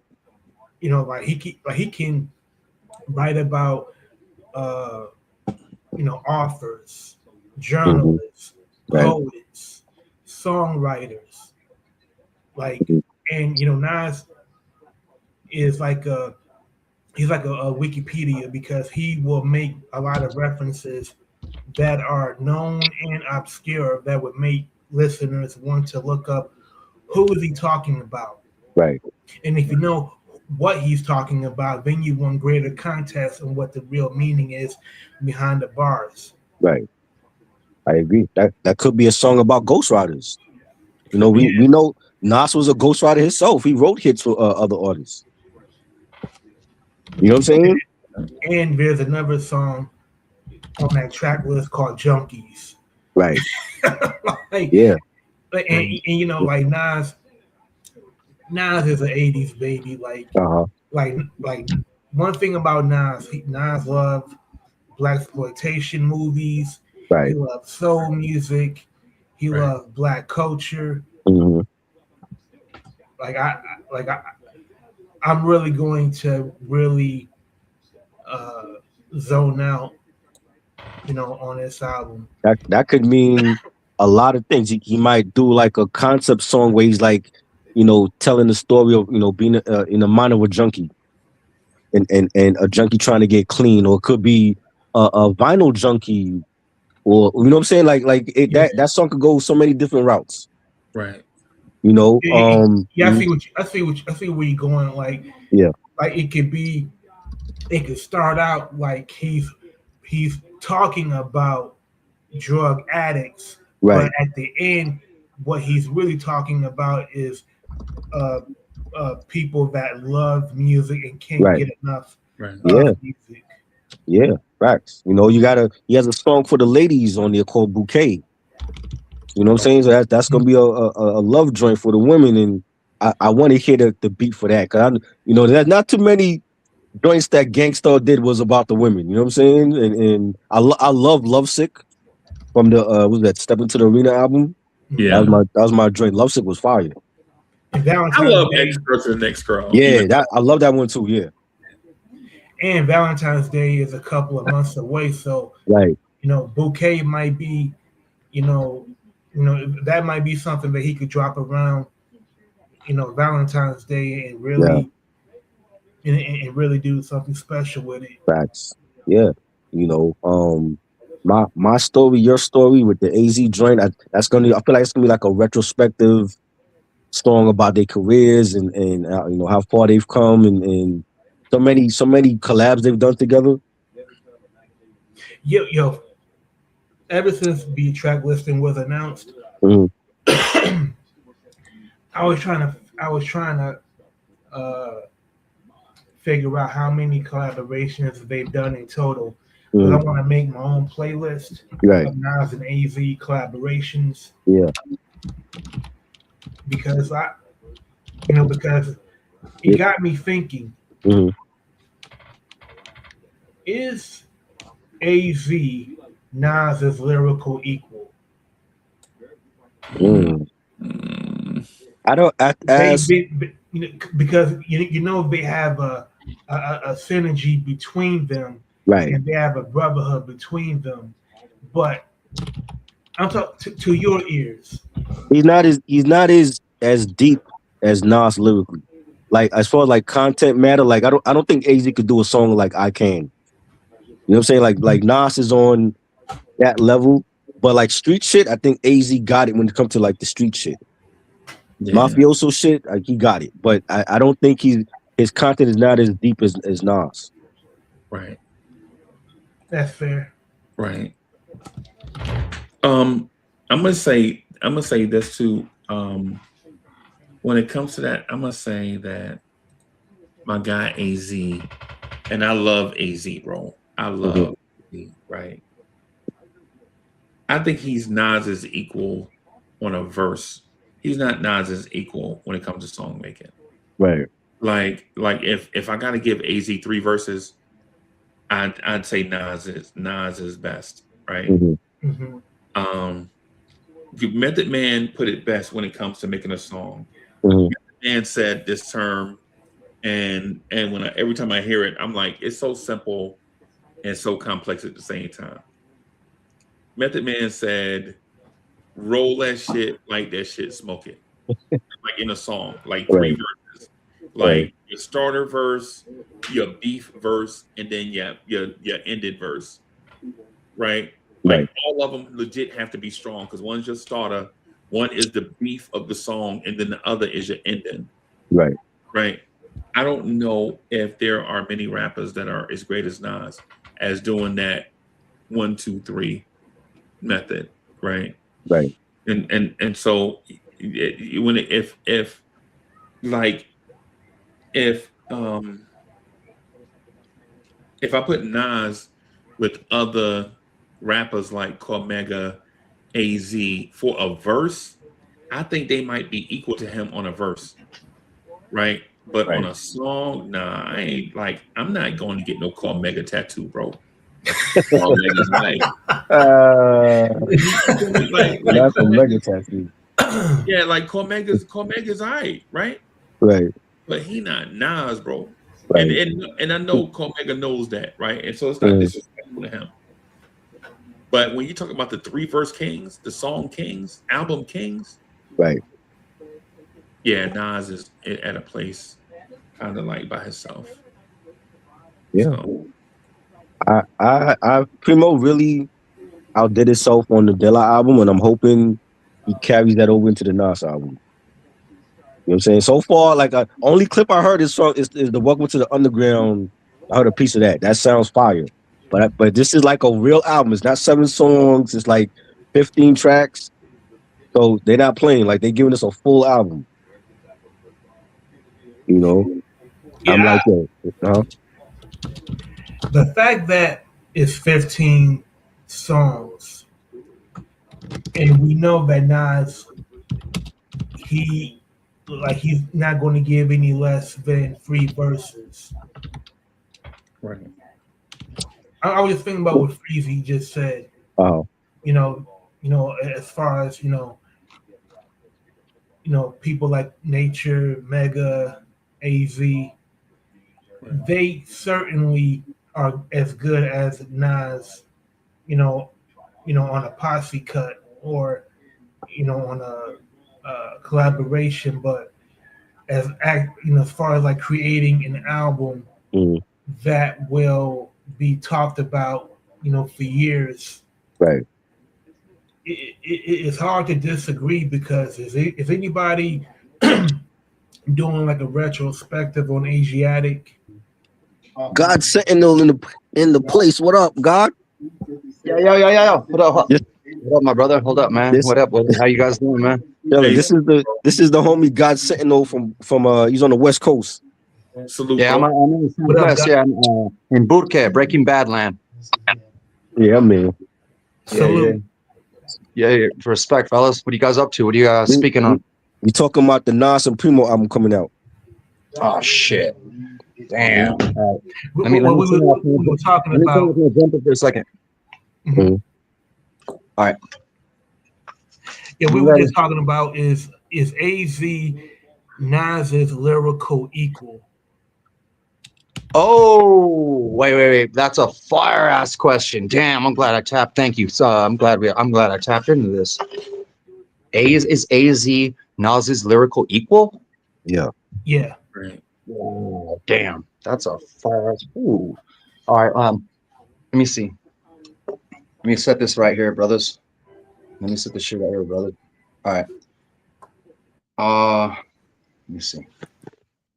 And I'm on this kind of cracked ass fucking smartphone. It's all good. It's cool. All right. Damn, that's a fucking okay. They try. I have a feeling that certain youngsters, like, they grow up in environments that are a little bit strange. They may have both their mother and father and older brother, cousins, daughter, but what they were meant to be was like something beyond the environment and beyond the family tree. So sometimes there may be an elder or somebody like that they aspire to look like or be like, and they don't know why. It may not have anything to do with how they look or where they're from or that they have the best Converse on. So Right. maybe in a way, I think AZ was like someone that Nas kind of noticed as a youngster, possibly, possibly, and then AZ they both saw something in each other. Maybe they are related and no one knows. No one's supposed to know.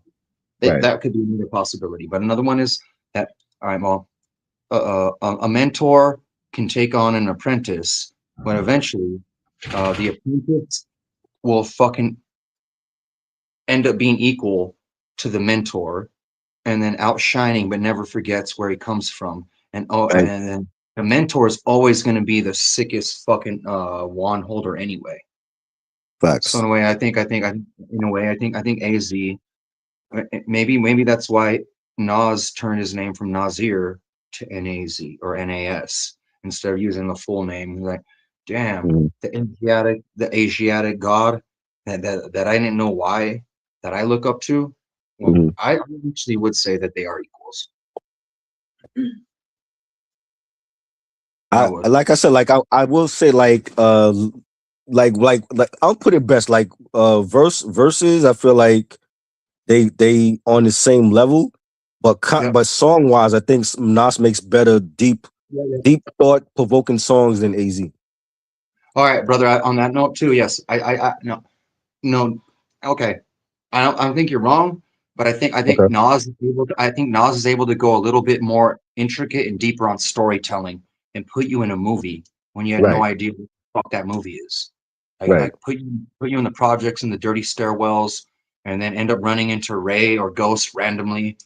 But AZ don't really have that kind of storytelling, like descriptive ability. Well, AZ has the ability because he did it on a Whole Happy Jackie. So he Yeah, has the ability, but right. he didn't do it often though.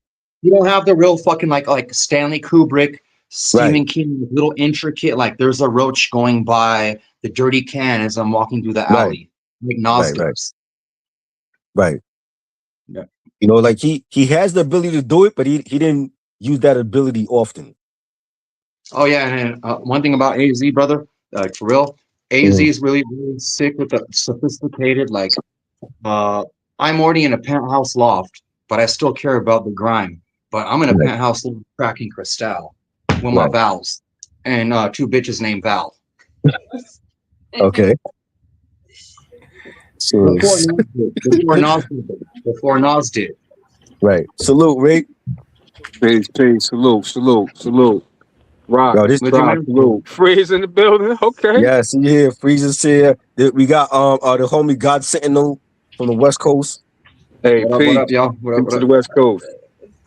And then we got Lexi in the cut. Just Shout out Lexi, what up? Salute, man. What up, Lex? Yeah, man. Yeah, we talking about the track listing for Nas and AZ. Yo, let me. The AZ thing is crazy, bro. Hey, yeah. Can y'all elaborate on that? No, I was gonna ask you. Are you elaborating on what he just mentioned something about? I came last minute, but I want to ask y'all what he talking about as far as the Nas and AZ verse. Hey guys, We y'all. was I we didn't was mean to talking do about that. is AZ Nas' lyrical equal.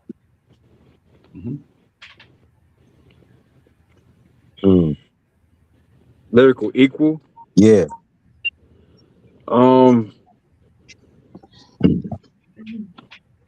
gonna let Freeze go first on that one. I think Freeze got to say something. Yeah. Don't force the answer. No, I won't. No, hey, trust me, bro. I trust me. I've been. I'm such a Nas fan. I know what Queensbridge smell like. You feel me? Straight up. You know what I mean? I ain't. You know. So. No. I mean, Honestly, drop knowledge on an outsider. Then I'm with it. And I'll be silence. Drop something about why they may or not be equals. Well, yeah. So I got your thing right, and the reason why I have the answer to be easy for me is because I am hip hop, right? But the thing is with AZ and Nas is not that, to me, in my opinion, is not that AZ can't compare to the thing that Nas does great, because Nas is in a category maybe it's only 2 or 3 other rappers that have ever breathed breath can even tell you about. Like Which are the other two? Sorry, which are the other two? Just out of curiosity. I get you got to be patient and hear me out.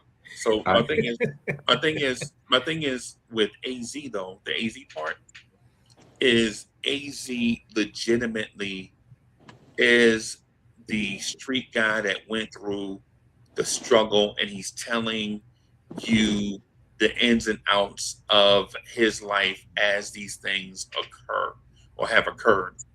And Nas is telling you these things about the street life, about where he wants to go and where he wants his people to go. So when Nas shares when Nas raps, it's this thing of I wanna capture you, but I also want to take you somewhere. Right. Right. But when AZ is doing it, AZ is like, these things happened and we're gonna reflect on this thing, and you make your own decision on where you want to go.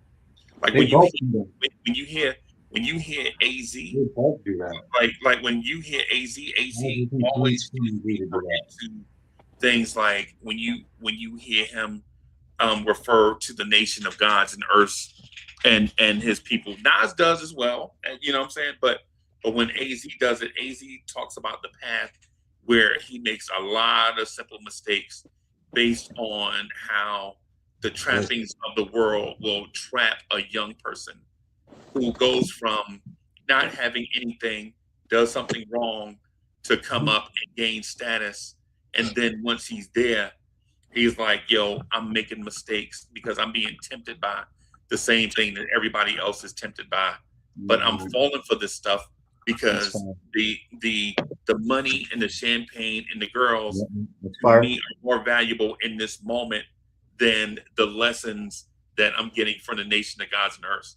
And we all know, like, we all know these things. Like, you're in life, you're gonna be tempted. There are gonna be temptations and things like that. So when I hear Nas and AZ, I hear AZ, I hear a poor righteous teacher that has split, fell in love with the street, right? But when I hear Nas, I hear Gil Scott Heron and Langston Hughes and others that talk about the path that they're on and where they want their people to go. Because even when Nas is talking about sneaking an Uzi on the island in his army jacket lining, it's not because he want to go in there and rob Rikers. It's because he want to set his people free. Right. All right, yo, my man, real quick. You are not wrong. It doesn't matter about my opinion. Facts and first and foremost. I just want to add to that real quick, just another perspective based on what you said. Okay.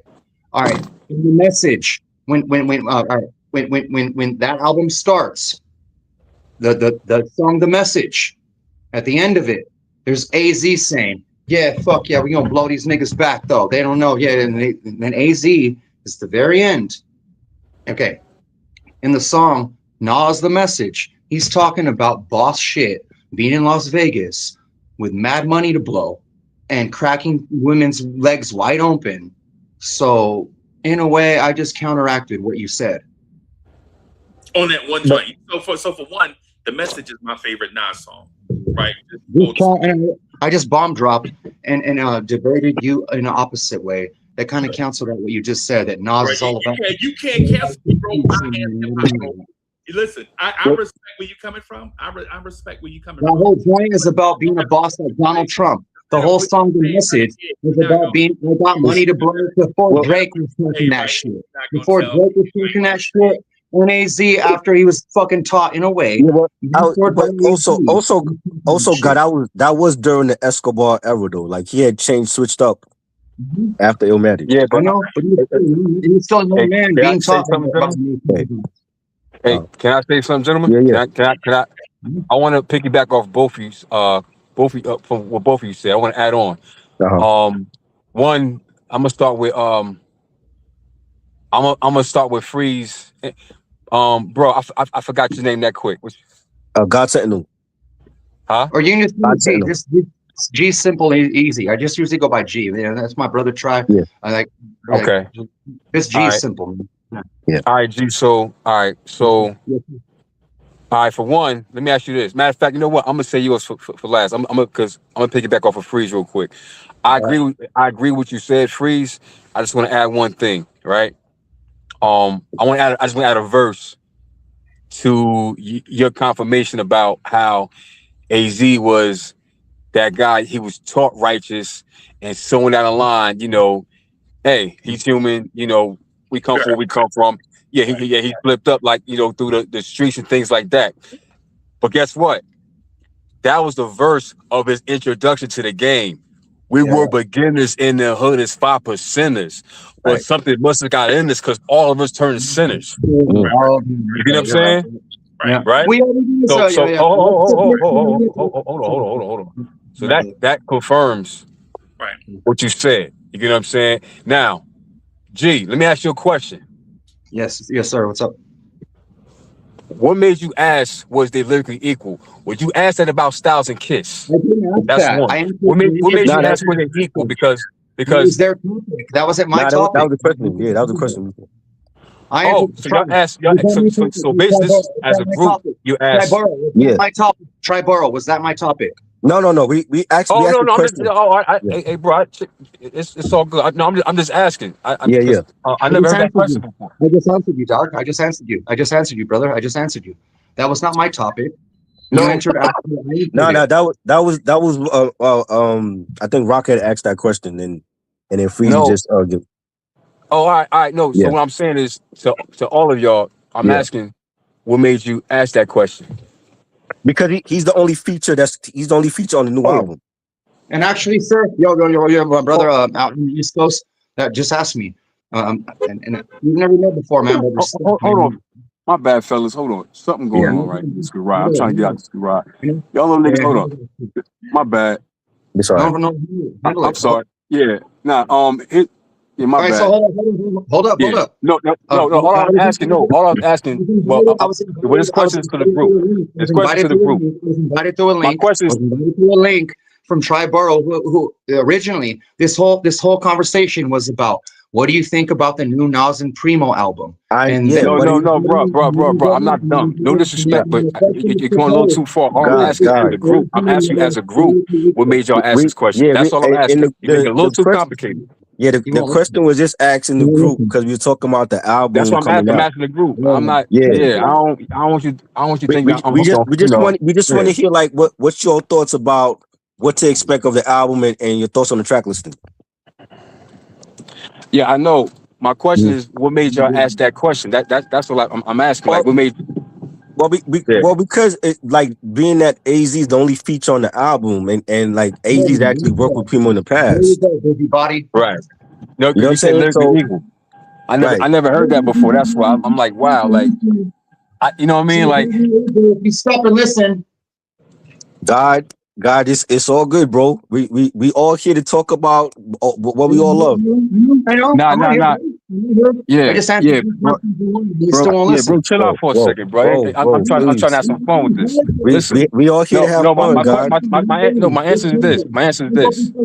This I can't combo. say yeah or nay, right? I can't say yeah or nay, but whoever is not by a landslide. I'm gonna say this. Okay, The main difference to me between them two is popularity. Honestly, right. that's honestly, Agreed. because You hit it I on say Oh, that because I heard a lot of deep shit from God, AZ. Now I heard they basically they're not all the way the same, but they're right, very similar. That's what bonds them together as a tag team. You know what I mean? right. Like even though But we one still was haven't the got a Nas, mentor. even though we still Hold haven't on, got a hold on. Nas, bro, One was hold up, bro. God, Respectfully, let me finish, bro. Seriously, let me finish. God, let's let him finish first, Hey, bro. God, I don't know if you drinking or something, bro, I but love this kind chill of out. shit. Seriously, chill out. I will. I Let will. me finish this. The fuck. Land it. Land it. Please. So look, yeah, he throw me off and shit. Listen, No, you did it to yourself.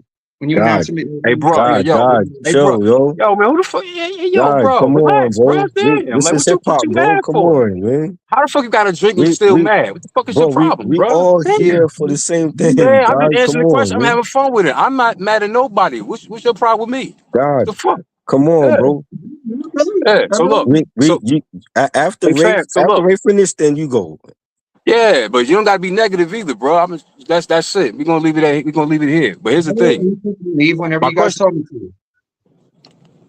No, just I listen, don't want you to leave, bro. listen. I just want you to be respectful to when people talking. That's Yeah, all, bro, like you bugging. please. No. But look, listen, it's all here's the thing, right? Uh, They both they both um they how can I say it? They both had creative shit, both right, of them, right? Um AZ, if you paint a picture of AZ represents the quiet street guy. right, I'm talking about the cat that's getting, he really represents quiet money. That's one, right? He right, represents that. He represents the intelligence too. So does Nas. Nas represents the intelligence. right. Yes, sir. AZ a little more a little more low key. Uh-huh. He don't mind as long as he eating, he don't care. Right, That's right. So that's the story. Both He were likes taught the five. Both were taught the lessons, right? right, Both were taught the lessons of the 5% nation, right? right, Both were taught that, and you hear it in their lyrics. So you hear that in their lyrics, as far as like breaking down, because I know the universal language, so right, I understand when they do talk within the 5% language. I can understand it, right?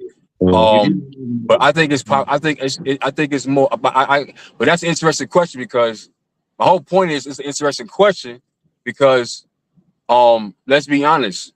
Coming from the area they come from, and so now they What they are mean two of the God. greatest. They are two of the greatest, bro. Hold They are two of the greatest.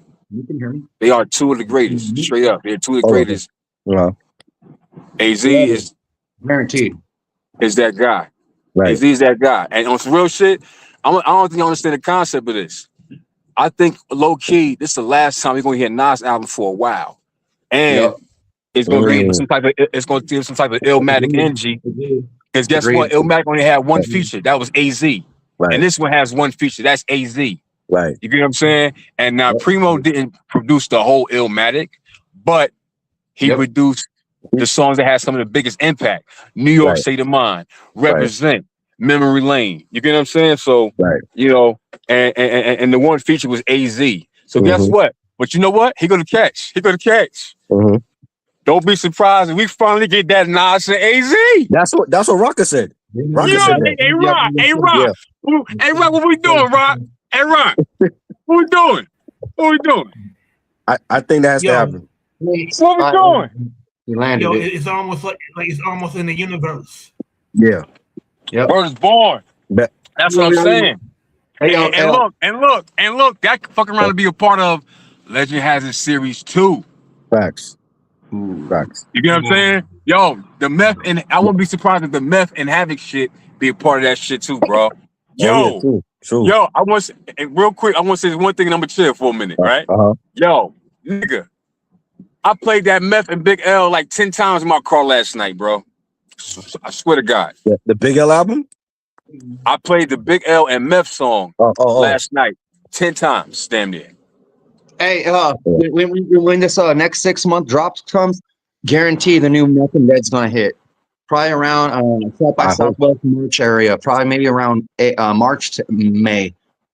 The new Red and Meth too. I have a feeling that would be fire. That would be fire for sure.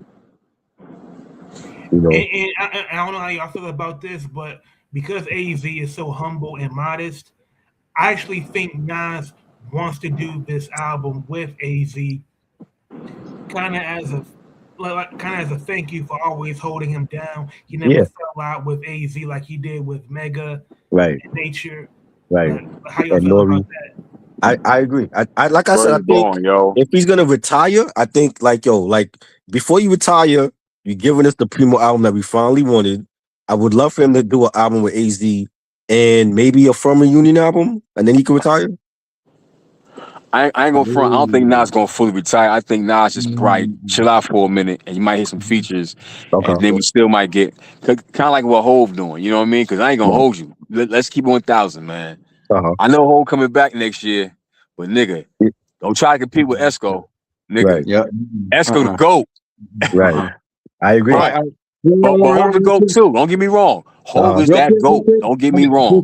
But that this last Nas run something different, bro. What's up, God? What you say? Yo. Here's something to the original topic about Nas and AZ. Okay, all right. You hit it all in the room, sir, out there on the East. All right, Asiatic though, AZ has international infamy. So whether or not he's featured on any Nas album again, he may fucking release 2 EPs. And he'll go to Japan and Peru and Jamaica, and then he might invite Nas there as a featured guest anyway. So it won't matter whether or not he's fucking blowing up popular-wise or fucking multi-plat when he's the GOAT anyway, like we all agree on. I always felt like AZ was like the most underrated from New York. Same. You know what I'm saying? And he has a solid discography. There's a few like monsters that are just so in their own lane, no one can ever get in it unless they're rolling with him. Like Sean P, AZ, or like there's like different. Damn, they carved their shit, but they still rolled and brought people in, and they still separated, and they're fucking monsters. Yeah. I'm not saying Sean P and AZ. No, they both carved their own shit. It is very hard to fucking be on their shit after they're alive or after they're gone. Right. And he's been here for 30 years, and he's still doing it. Jeez. You know what I mean? Ain't a GOAT, man. Stop. A the GOAT. Nah, A's the GOAT. For sure. But here's the thing. You gotta understand, A was A had a number one spot before too. Like real talk. In 95, he was number one weekend when he dropped. I almost think that AZ's album is better than Nas' first. That's just my personal opinion, though. What Do or Die? Yeah, Do or Die, for real. You know what? Hey, you know what? I'm not even mad at that. You know why? Because guess what? I'm gonna break it down like this. Right. Break it down like this. No, listen. Do or Die is like no. Listen. Shit. No, Do or Die, bro. Listen, Do or Die, played a part in making It Was Written. Right. You know what I'm saying? Like Nas got that. Like when Nas made It Was Written, his development for that shit came from Do or Die, Coogee Rap 456, Purple Tape, and The Infamous. Right. That made Purple Tape, but that Do or Die definitely had an impact on. It Was Written. The Do or Die made an impact on It Was Written. Yeah. Now, don't get me wrong. Illmatic birthed all that shit, right? As far as like the AZ and whatever. Because I ain't gonna lie, when AZ first dropped, we was happy to hear him because, you know, when we heard that verse from AZ on Illmatic, it wasn't like we heard him on something right away after. Right. So I didn't. You think about it. I'm gonna speak for myself. I can't speak for nobody else. But Illmatic dropped spring '94, right? Like late spring '94, right? Yep. 95 summertime mixtape. Yes, or maybe spring. Maybe no, my bad. Late spring mixtape. What we hear? Clue, Sugar Hill. Right. You get what I'm saying? Like, oh shit, that's Old Boy. So now we ain't just hearing a verse, we're hearing the whole song. And they were smart that they gave it a continuation of Life's a Bitch energy in Sugar Hill. Right. Facts. You get what I'm saying? Like when you hear Sugar Hill, you get that Life's a Bitch energy. Yeah. You feel me?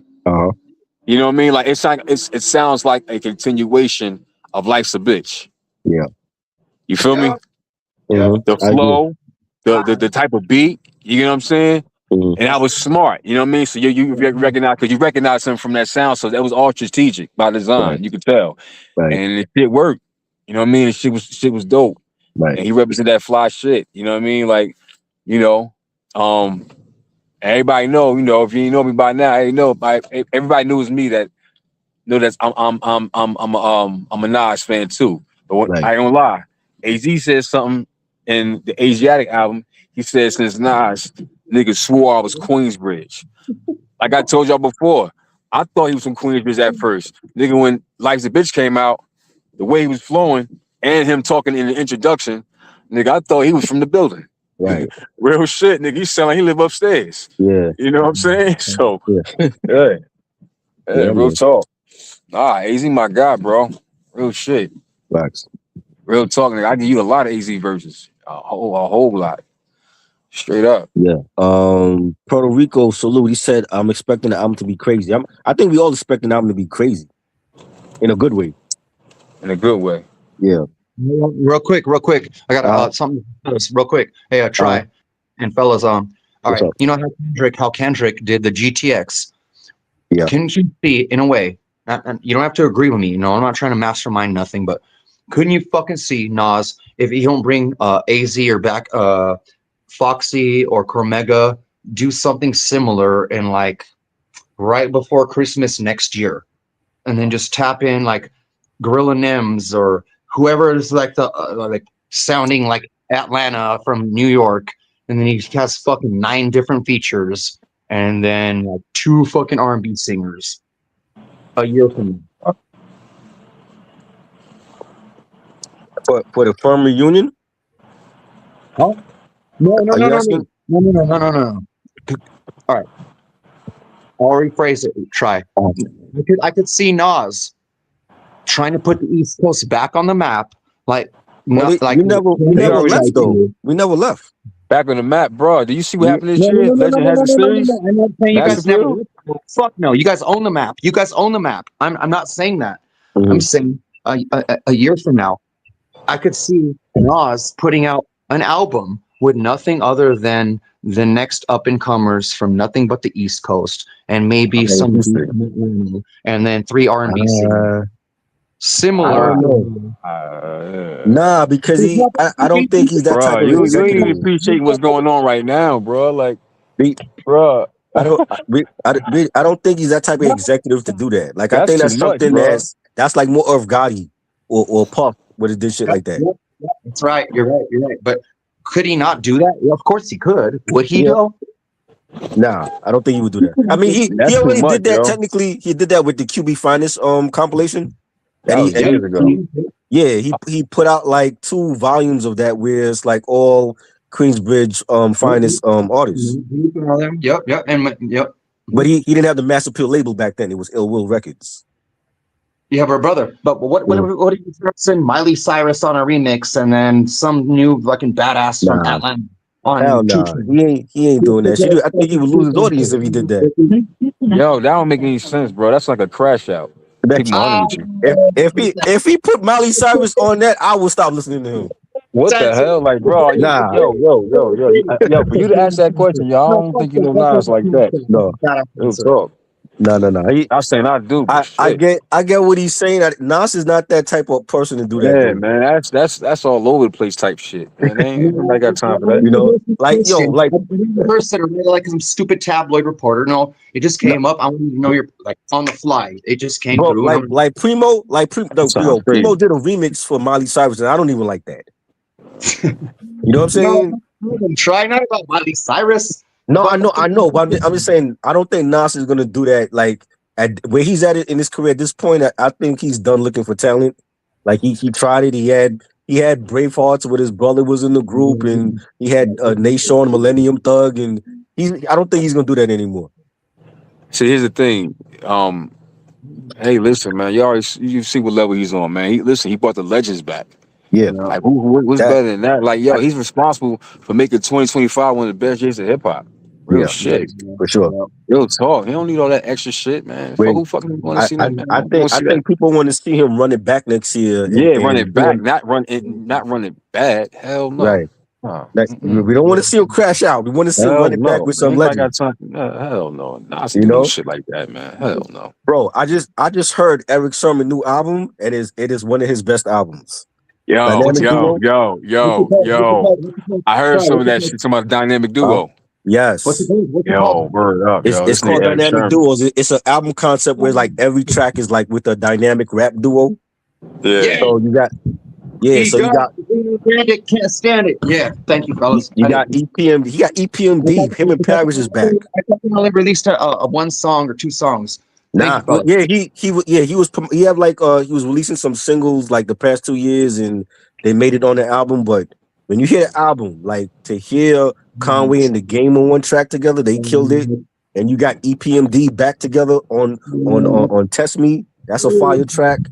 I'm not trying to hype. No. You're making my Christmas again. Holy shit! Thank you, folks. Yeah, you got to hear it. I would love for Nas to roll out to run it back next year and put out an EPMD album on Mass Appeal.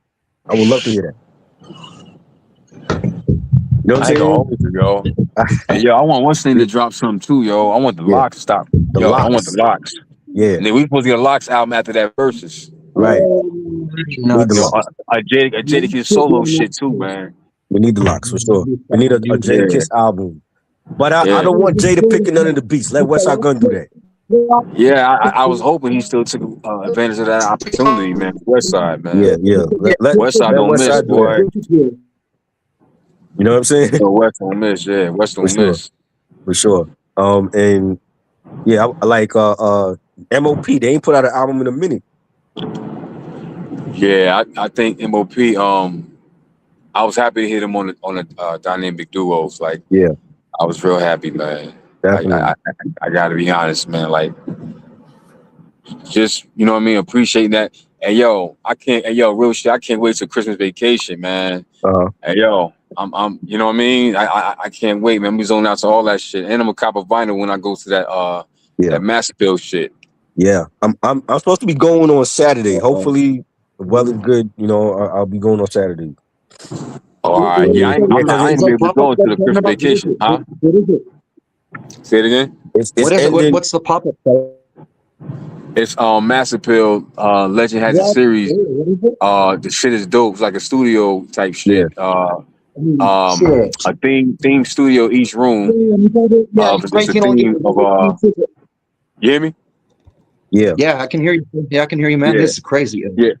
Yeah, it's a theme room for every album that dropped on the Legend Has a series. Like a one room for Ghost, one for Raekwon, one for Slick Rick, one for De La Soul, one for Nas and Premier. Nas Premier shit like a subway. That shit like a real subway. And Big L is like a bodega. It's a bodega in the hood.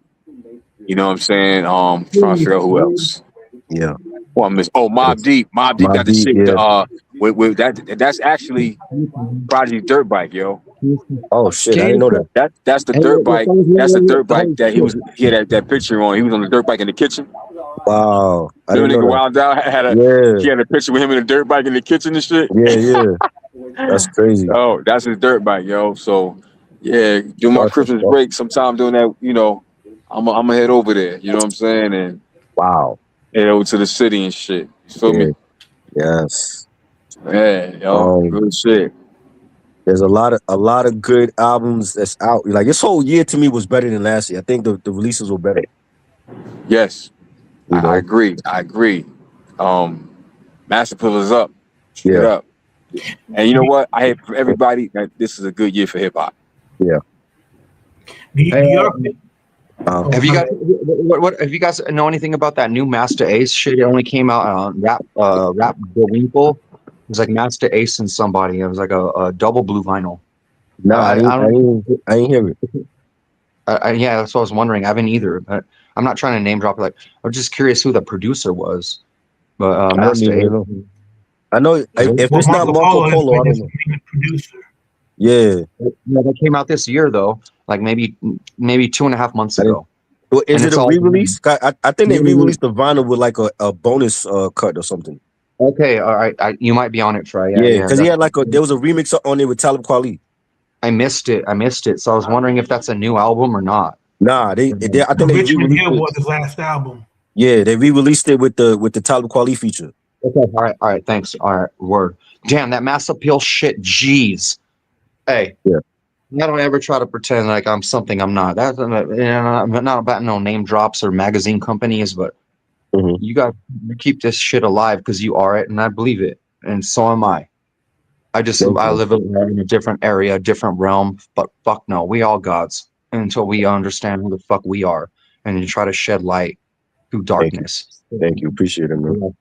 Appreciate both you do. All right, and I may not know you, sir, but you showed and taught me a lot of shit too, sir. Hey, you're gonna know Ray Lansky soon, bro. He got a couple of hip hop documentaries coming out. You're gonna love it. I love you too, friends. And I got your West Side right here. It's right here, nigga. Your brother right here. Hey, mail that off already. Mail that off already. Nope. Thank you, man. Mail that off. I need to bump that. Yeah, I am. But it's been hectic getting rid of this skin shit on my shit. I know, man. It's so good. Holidays, brother, and everyone's just flooding that fucking post office, dude. You gotta take care of yourself, bro. You know what I'm saying? And Lex, she said, so you got Lex there. You got make sure he good. Respect, man. I'll talk to you tomorrow, brother. Thank you for the invite. Oh, no doubt. Salute. Honesty. For real, brother. Thank you for everything you said, brother, and like giving me a chance. We live this stuff. Yeah, I appreciate it. Yeah, man. Salute. Puerto Rico said, I wish they did that pop up over here in Chicago. I don't know if they need to take it on the road. I don't know if he's gonna. You never know, bro, because real shit, Chicago be popping. Yeah. Matter of fact, some of my people just over here this last weekend. Real shit. Oh yeah.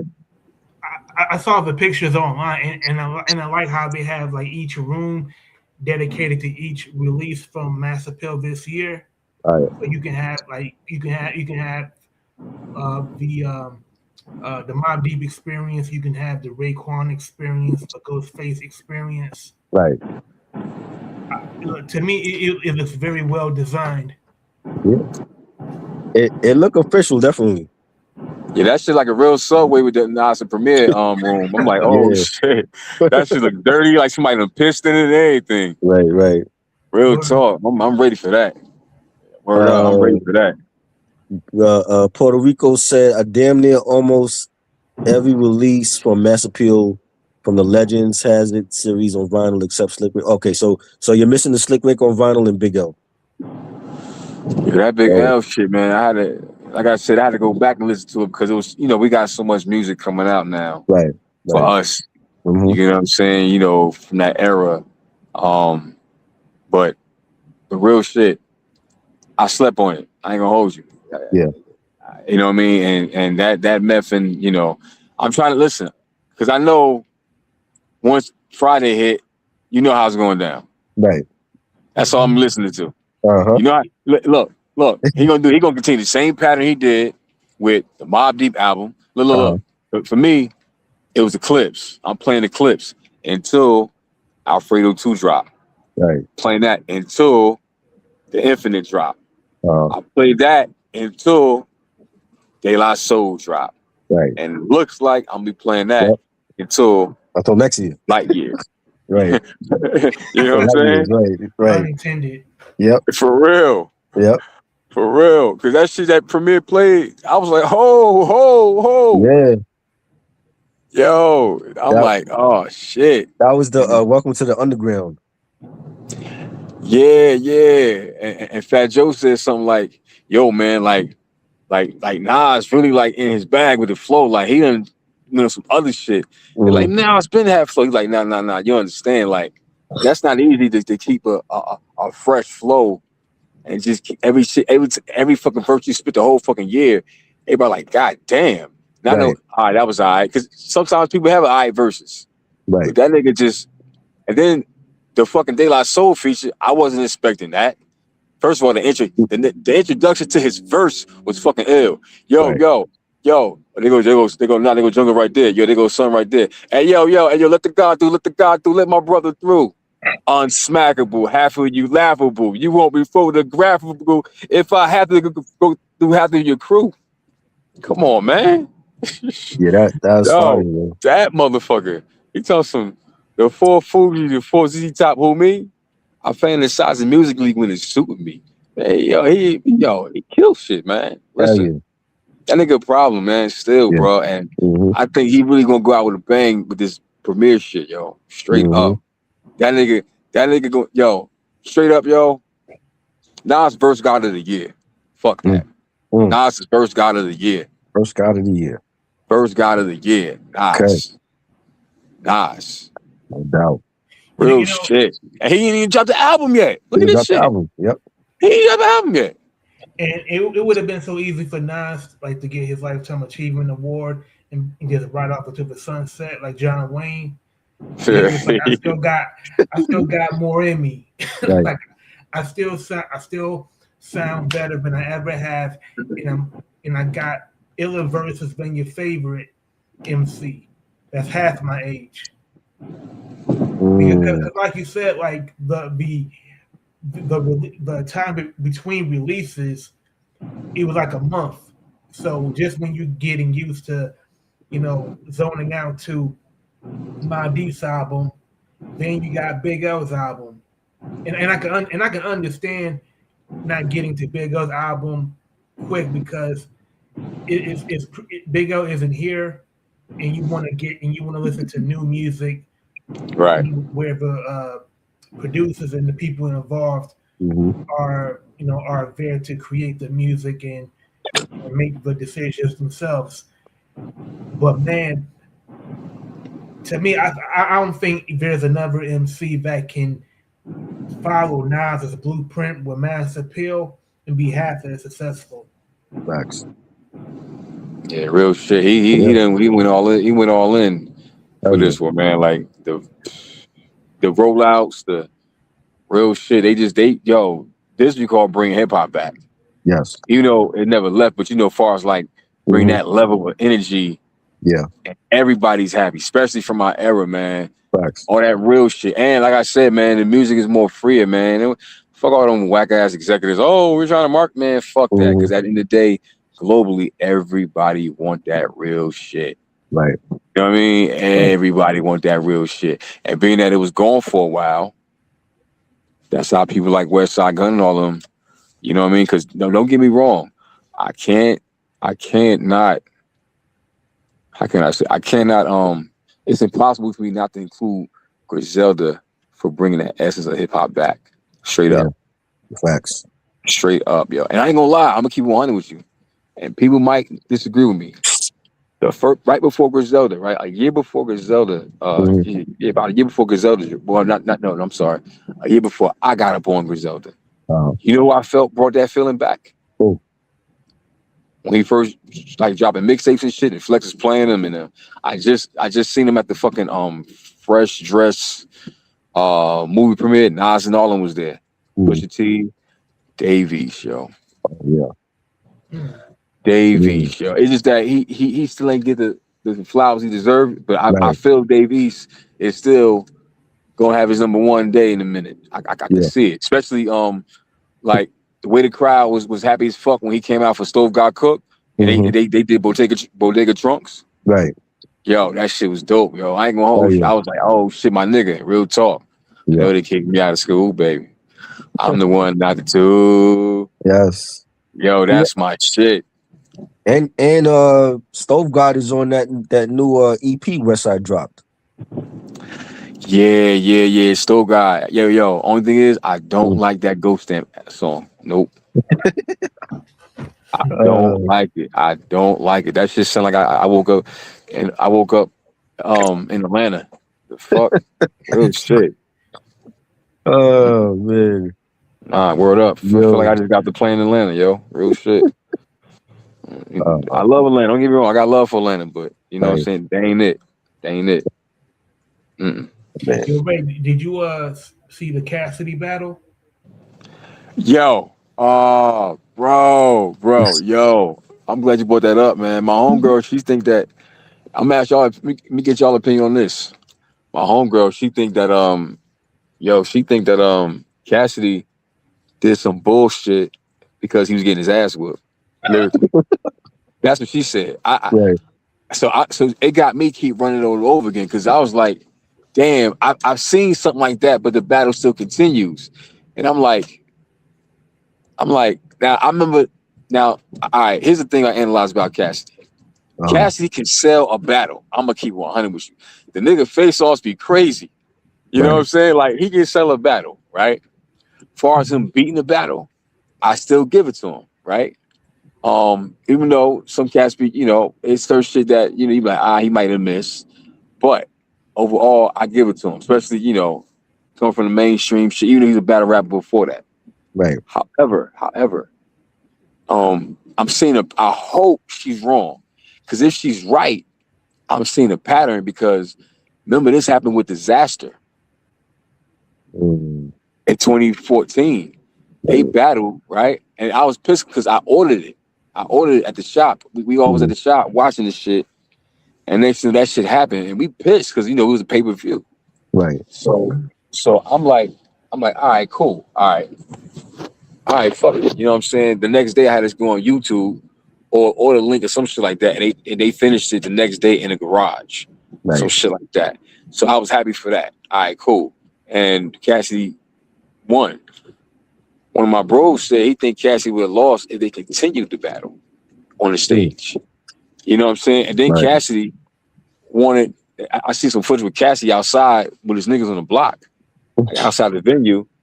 And they asked, I guess they wanted to see if Easy would battle them out or battle him outside. They on the block, ain't nothing there. And Easy was in the truck and the truck kept going. I'm not mad at Easy. I don't, you know what I mean? Like, whatever. I'm not even mad at Easy for not getting out the truck to battle on the street. You know what I mean? Like, it got to make sense. Right. You know what I'm saying? It wasn't like the whole venue went outside to do it and all the cameramen is there and they can continue. You know what I mean? Or for whatever reason, I'm not mad at Easy. But this is deserve a rematch. Real shit. I don't think none of them niggas should I should treat it like boxing. And I don't think none of them niggas should battle another nigga until they rematch each other straight up. Right. And that's what we need more anyway in battle rap, rematches. Right. Yep. Yo, because I feel like this is a serious grudge match. Especially if you saw the face off, like Cassidy, kept saying that Easy the Black Captain ain't from Philly. He's from some suburb called Pottsville.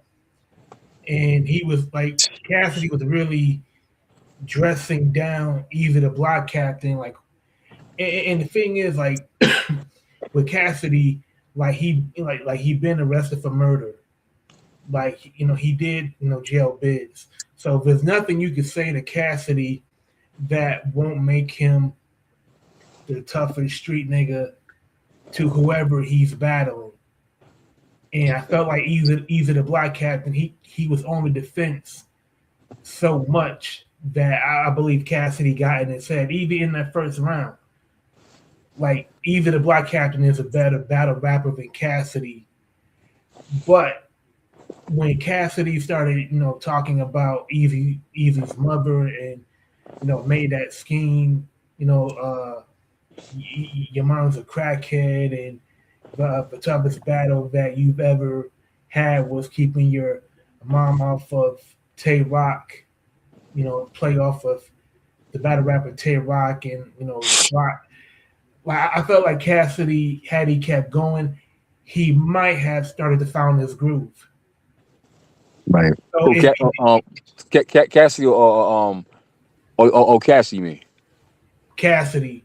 Yeah, I believe if Cassidy would have kept going, he would have found his groove, and he would have started to actually, land some jabs.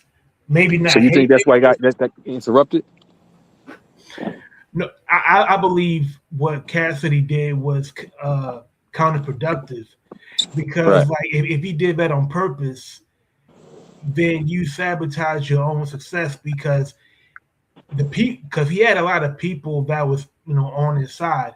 Like he had a lot of people that was as far as like the betting odds, like if this is like a real sporting event, like Cassidy was the favorite. Right. So Cassidy, he was being favored by a larger margin.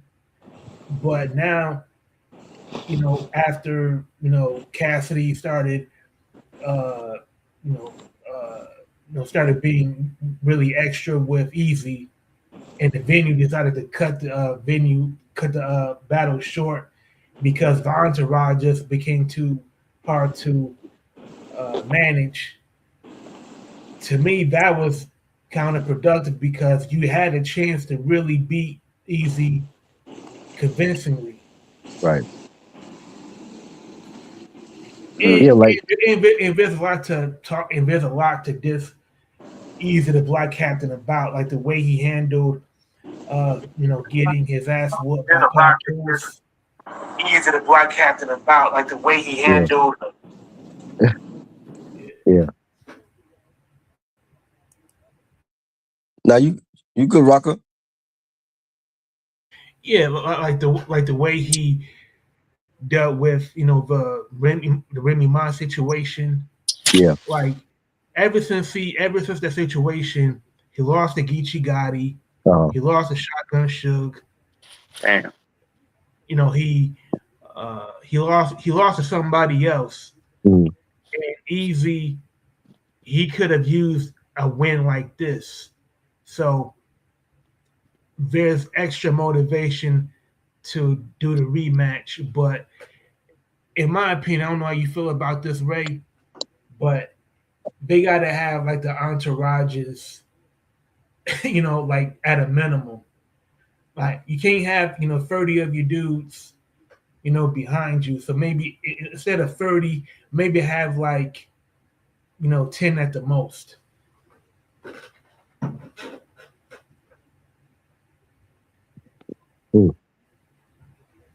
Why did Cassidy feel like he had to go through all the extra stuff? Like, was he planning on fucking up dude, him and his peoples? well, Cassidy, you know, I don't know if, well, at least from his public remarks, like Cassidy has made it known that he has no respect for either the Block Captain, Right. and he during that face off, I like there has to be at least 30 times where he said Easy is a bitch ass nigga. See? So maybe they were planning on. That's why they told him to get out the car. Maybe they were planning on fucking him up. Well, Easy the Block Captain, he called the venue owner and he said in order for him to go inside, that he would have that some of Cassidy's people couldn't come in the venue. Oh wow!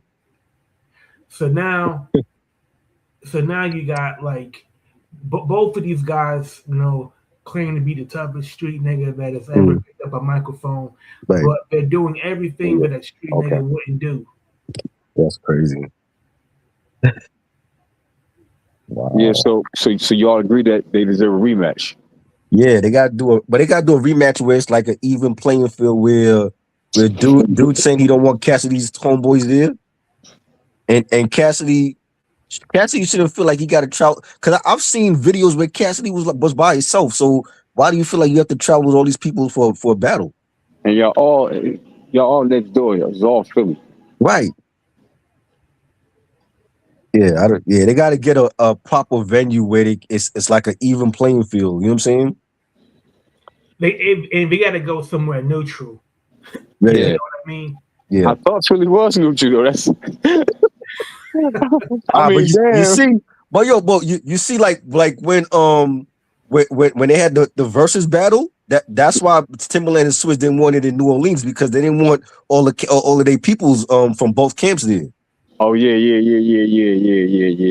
I ain't thinking about that. That do make sense though, because when they went to Cali, Vegas, they went to.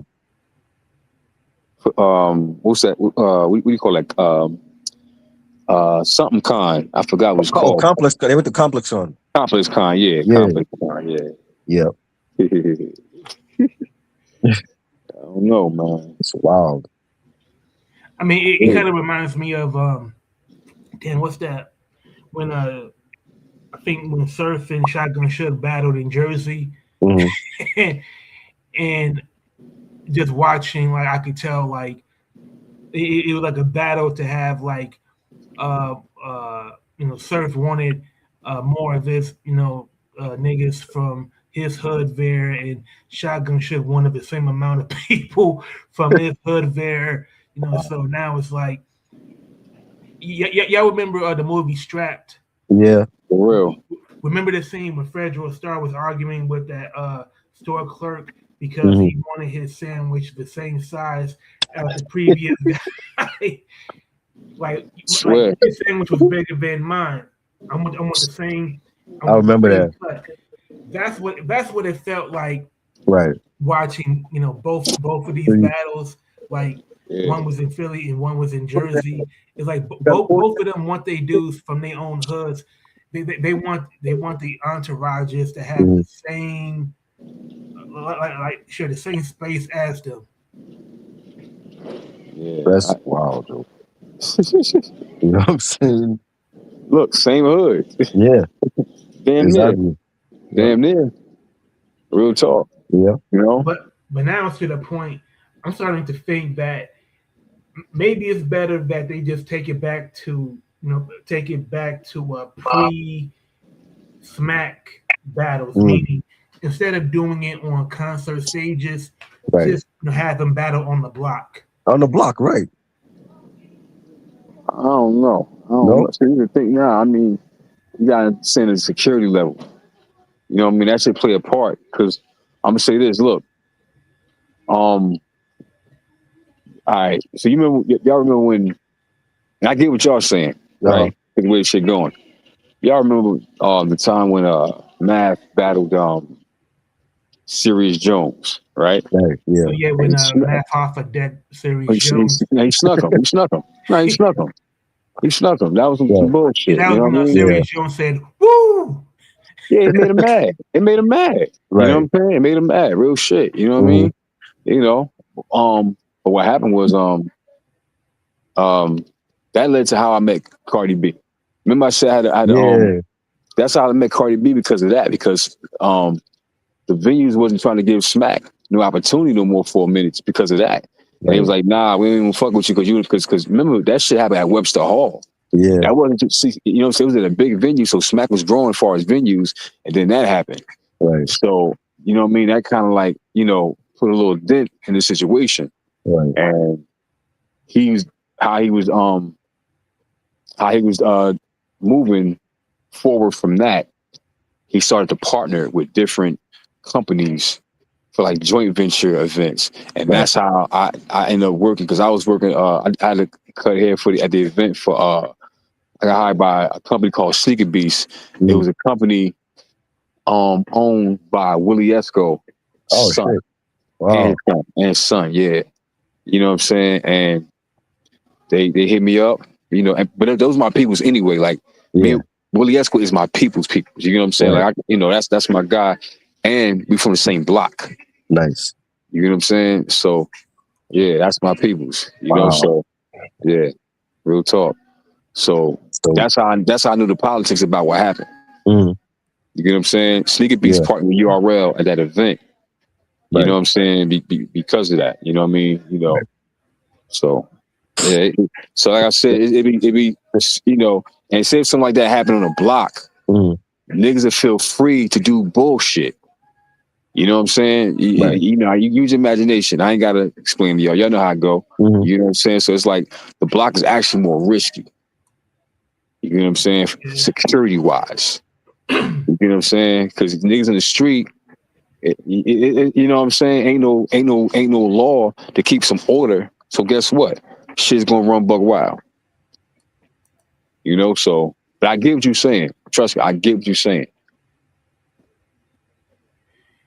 Yeah, because my thinking was like, if the event is going to be shut down anyway, like maybe like taking it back to battling on the corner, it would, you know, free up, you know, some of the business risk. But if you battle on the street corner, like you said, like you can, like there's everything is a go, you know. So if somebody does something that the other doesn't like, that's when the bullshit really starts. Exactly. But also too, bro. Also too, he can't keep doing that because motherfuckers gonna not want to book him no more. If they figure that's a pattern he does, and you fucking up the money, because you gotta understand, people are pissed because a lot of money got put into that, right? And it was one of the most anticipated battles this year to lead to that. So people feel they got. And I'm pretty sure promoters are like, yo, bro, get your shit together, man. Like, this is the second time or whatever. You know what I'm saying? They're gonna have that get your shit together conversation with somebody. You can't keep doing that shit. That shit is not cool. You know what I mean? That shit ain't had to go down like that. I mean, I'm glad no actual violence escalated. But at the end of the day, niggas paid to see 3 motherfucking rounds of a full battle. Real talk. Think about it. We watching boxing, pay-per-view, right? Somebody do some bullshit and they gotta stop the fight because somebody entourage want to act like they want to fight the other entourage in the ring. So now the fight gotta stop because a bunch of people in the ring. And you already know when a bunch of people jump in the ring, the fight is over. They not saying, all right, let's take it back to the last round. No, it's over. Right. So you know what I mean? And the level that this whole industry, the battle rap industry, first of all, the battle rap industry has elevated a shitload since it existed, right? Yeah. So now, you know, you gotta, you know, no matter what part you play on the business side, you gotta keep it professional as fuck. The shit talking is a part of the entertainment. That's what attracts us to this shit. You gotta be professional, man. Real shit. Gotta be professional. Got to. Max. So yeah, you're right, Rock. All that 500 niggas and shit, nigga. This ain't 36 chambers dropping in 92, 93. You know what I'm saying, nigga? Right. You know, because that's the era when motherfuckers want to roll way deep and shit, 100 deep. Yeah. Then you go to a fucking venue that probably only hold 500 motherfuckers or some shit like that. You know what I'm saying? Right. So, you know, shit like that. But, and don't let it be a free event because when it's free, something's gonna happen. Oh man. Mhm. You know, Oh, man. That's real. Yeah, that's really yeah, real. That's really yeah, real. yeah. They That's gotta real. have a rematch because it should be like rules in place where the battlers don't get hurt and they don't need to bring 50 people with them at the same time. Because then that's depending on the venue, you might not have the security to to accommodate, like to keep people safe is what I'm saying. Leave them niggas home. Yeah, leave them home. They don't need to Leave them battle. niggas home. Why are they bringing 50 people for what? Like, because you asking for trouble. If you bring two crews there and then somebody get their feelings, so then it's about people gonna start shit talking, and then that's when the security got to come out. Yeah, 'cause some motherfuckers go to the events, it's just a wild any damn way. Yeah, So it's like, come on, exactly. man. They just want to be seen on camera. Yeah. I was just have a story to tell. I was wild. Yeah. And another thing that maybe it's always been like this, but at that battle, I saw Reed Dollars, Enes, behind Cassidy. That's cool, but then you got Right. like what was weird was that you had like Reed Dollars damn near being a cheerleader for Cassidy, and I'm like, Yeah. to me, it wasn't a good look because like Easy the Black Captain, he played I think it was like a one of those text messages, with audio text messages where he played audio of Reed Dollars hitting him up for money, Right. making it seem like Reed Dollars was broke. And then you got Reed Dollars on Cassidy's side, you know, barking on Easy the Black Captain, while Easy is rapping.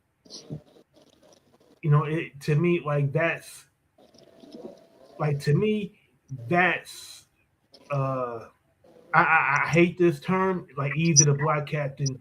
He he uses this word a lot for men, riding other men's jocks.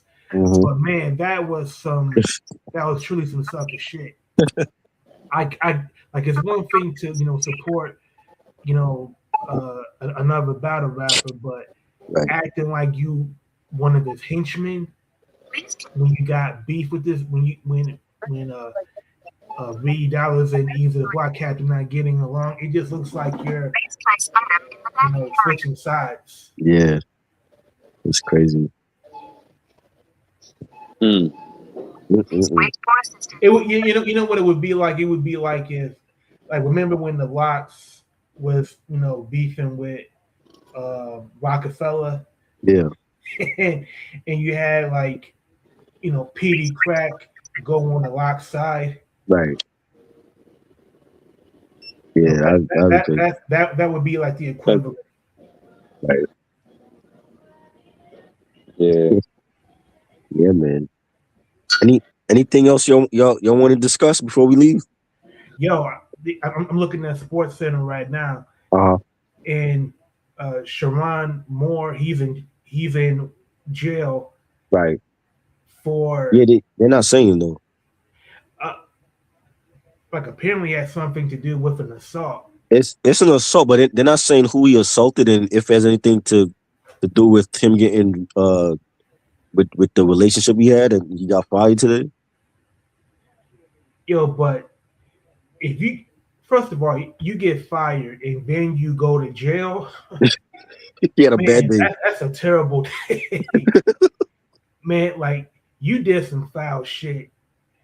I'm still trying to understand, like, when they say he had an inappropriate relationship with, like, inappropriate as in underage, or was it like he What a was staffer what in order for that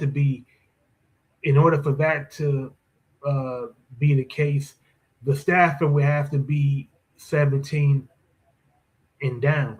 right, or is it just inappropriate because they were like he was the coach and and I'm assuming it's a woman. She was working as part of his staff, and I guess that's against rules, like college rules or whatever.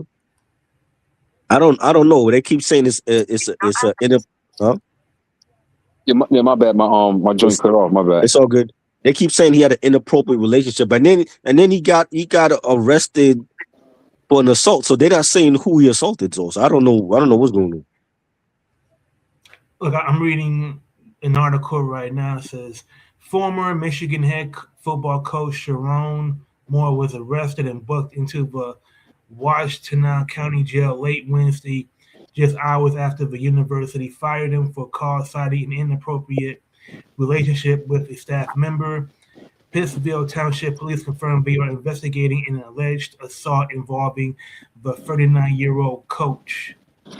So this is separate from. I think this is separate from the inappropriate. But I thought it had something to do with him, like getting fired or whatever. Yeah, you know what I mean. And he's black too, so that already looks bad. Oh, yo, this is not a good look to black coaches. Nah. What's up? What's up, Ray? Nah. Yeah. Now I was waiting for the sound in the background. Yeah. Calm down. Listen. I'm gonna hit you on the group chat. Here's the thing. He told me what it was. You know what I'm saying? It's one of them things. It's some bullshit technical, but he wanted just, I guess, do it with us. But I guess he asked.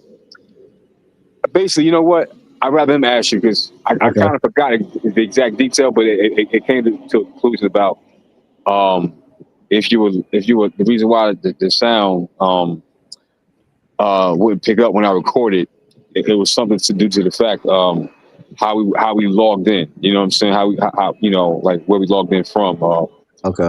You know what I'm saying? Like we might have to log in different, like meaning like instead of logging from Instagram, but logging from Oh, so log in directly from the app. Yeah, my bad, bro. It's all good. Not, say that part again. I said so. We got to log in directly from the app. I think it's something like I think it got something to do with that. Okay. You know what I'm saying? So I'm gonna get just to reconfirm it tomorrow from him. Yeah. But yeah. Bet. You know what I'm saying? So that it's something. I knew it's something simple. Yeah. You know what I'm saying? So because the thing is, we can really cook up some shit. Yeah. You know what I'm saying? So I said, fuck it. Yeah. I can't wait till this vacation because I just been working and I can get a chance to catch up with certain shit. You know what I'm saying? It's been real heavy lately, real heavy, low key. You know what I'm saying? But it's for a cause. You know what I'm saying? Oh, it's yeah. for a cause. No doubt. But yeah, the 28th, we having that last screening for the year. Virtual joint. Y'all be able to see Verse Gods. You know what I'm saying? Y'all be able to see Verse Gods. And maybe we announced the first release date. I say first because it's coming out on a single platform first before hit another one. You get what I'm saying? So, I already know when 2 weeks, but they're gonna announce it. They're gonna announce it that it's coming out on Tubi. Okay. It's just a matter of when. So after that part, and people don't have to worry about where is it. That's where the pressure reapplies because now everybody gonna want more. Right. You know what I'm saying? So that's another reason why I'm patient. You know what I mean? Yeah. Another reason why I'm patient.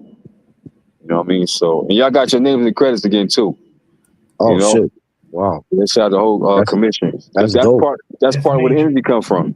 Right. You know what I'm saying? That's part of where the energy come from. Real talk. So sure.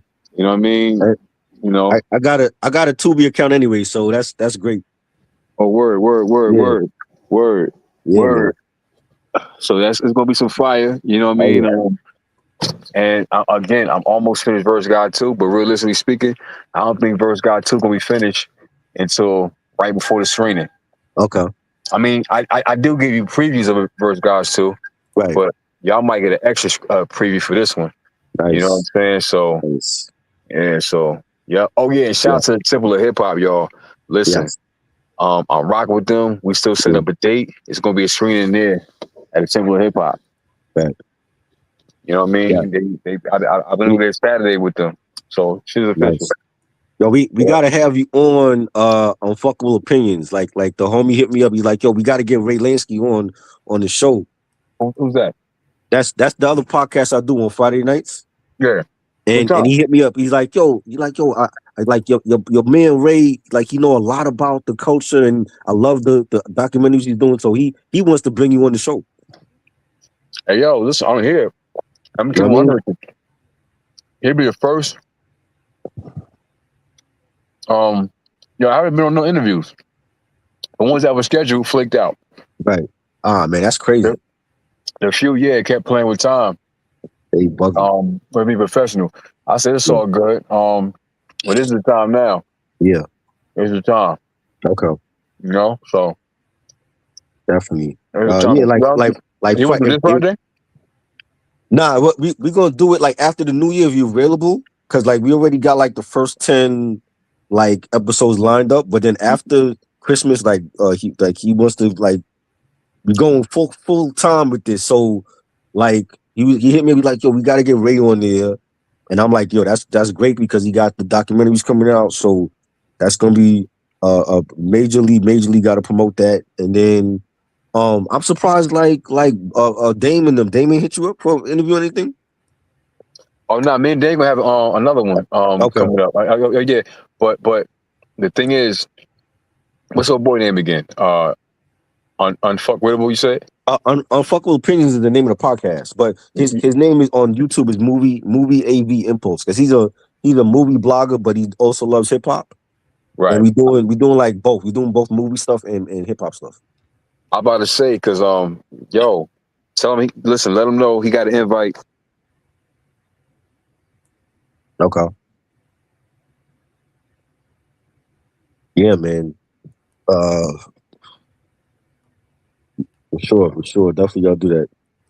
Rocco, part 3 Verse Guards. My bad. No, I'm saying you see part 3 Verse Guards, you get a better perspective. Yeah. You know, that's all. So yeah. For sure. Yeah, man. So I forgot to tell you that last week. He had hit me up about it. You know. But yeah, like Rocco, what you got coming up? Well, right now, like we're near the end of 2025, yeah. And basically just working towards having a great 2026. Yes. I'm gonna spend all winter,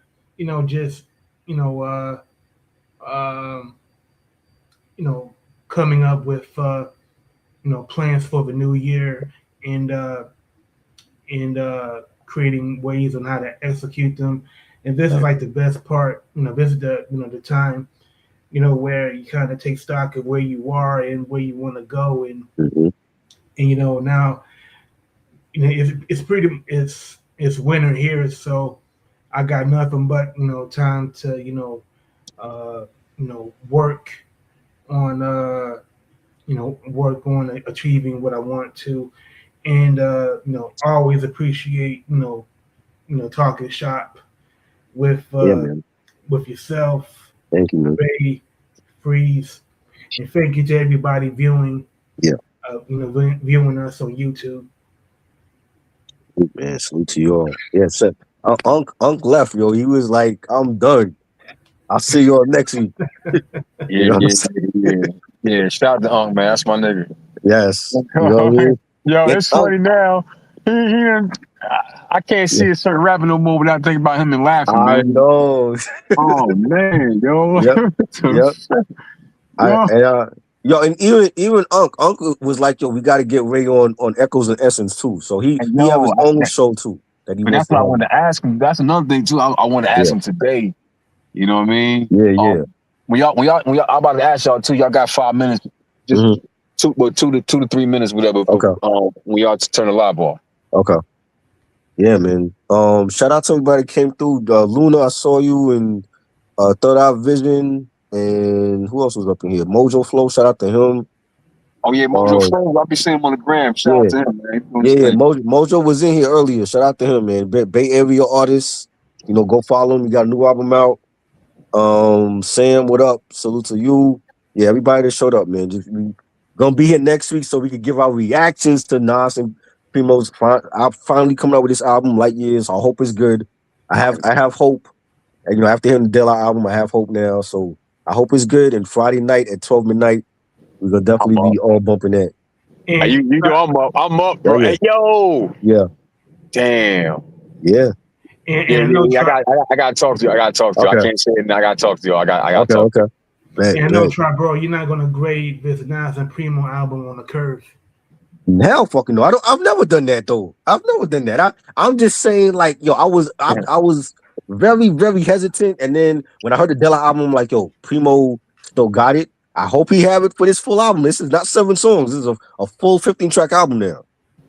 So I feel like they're not playing and they really gonna come with it. So like tomorrow night, 12 a.m., we all gonna be bumping that.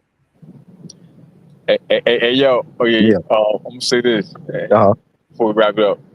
Then when Magic 2 dropped, right? Mm-hmm. I wasn't feeling it at first. I'm not gonna lie. I was not feeling it. And then I see my nigga I was on Facebook and I seen all my papers. He was like, hey man, I'm not feeling this album, man. Hey, listen, man. I don't hear another Nas album. If it ain't about G Premier, I don't hear another Nas album. I swear to God. That's how he felt. You know what I'm saying? Because it wasn't about Premier, it was about Hit Boy. But I ain't gonna hold you. Nas always, for me, he'll make an album that I might not fuck with until later on, yo. And that was one of them. It was Sunday. I got Sunday. I just finished blazing. Yeah. Got my car. I got Rich. Yeah. And Dame on live. Just them two, right? Right. I wasn't knowing that. I was just listening, right? Yeah. So they was going through the whole album. So I said, let me see what they talk about. So they talking about it, right? Each song. I'm playing this shit in my car. Like, hold up. Right. And I playing the other shit. I'm like, hold up. I was like, yo, this shit is fucking fire. I was like, the only song I really didn't like, he could have kept that shit with ain't no back and forth, ain't no left and right. I got King C, I won't like at night. That little lazy ass rhyme. Right. Yeah. Lazy ass rhyme. You know what I'm saying? Yeah. Yeah, and then Nas made me fuck up like pause, whatever. Yeah. You know what I'm saying? Like shit. Yeah. Well, that shit, so yeah. But that's what it is, fellas. So I guess we're gonna wrap it with that. No doubt. Yeah, man. So shout out to everybody. Like, comment, subscribe, share. We'll be back next week. Peace.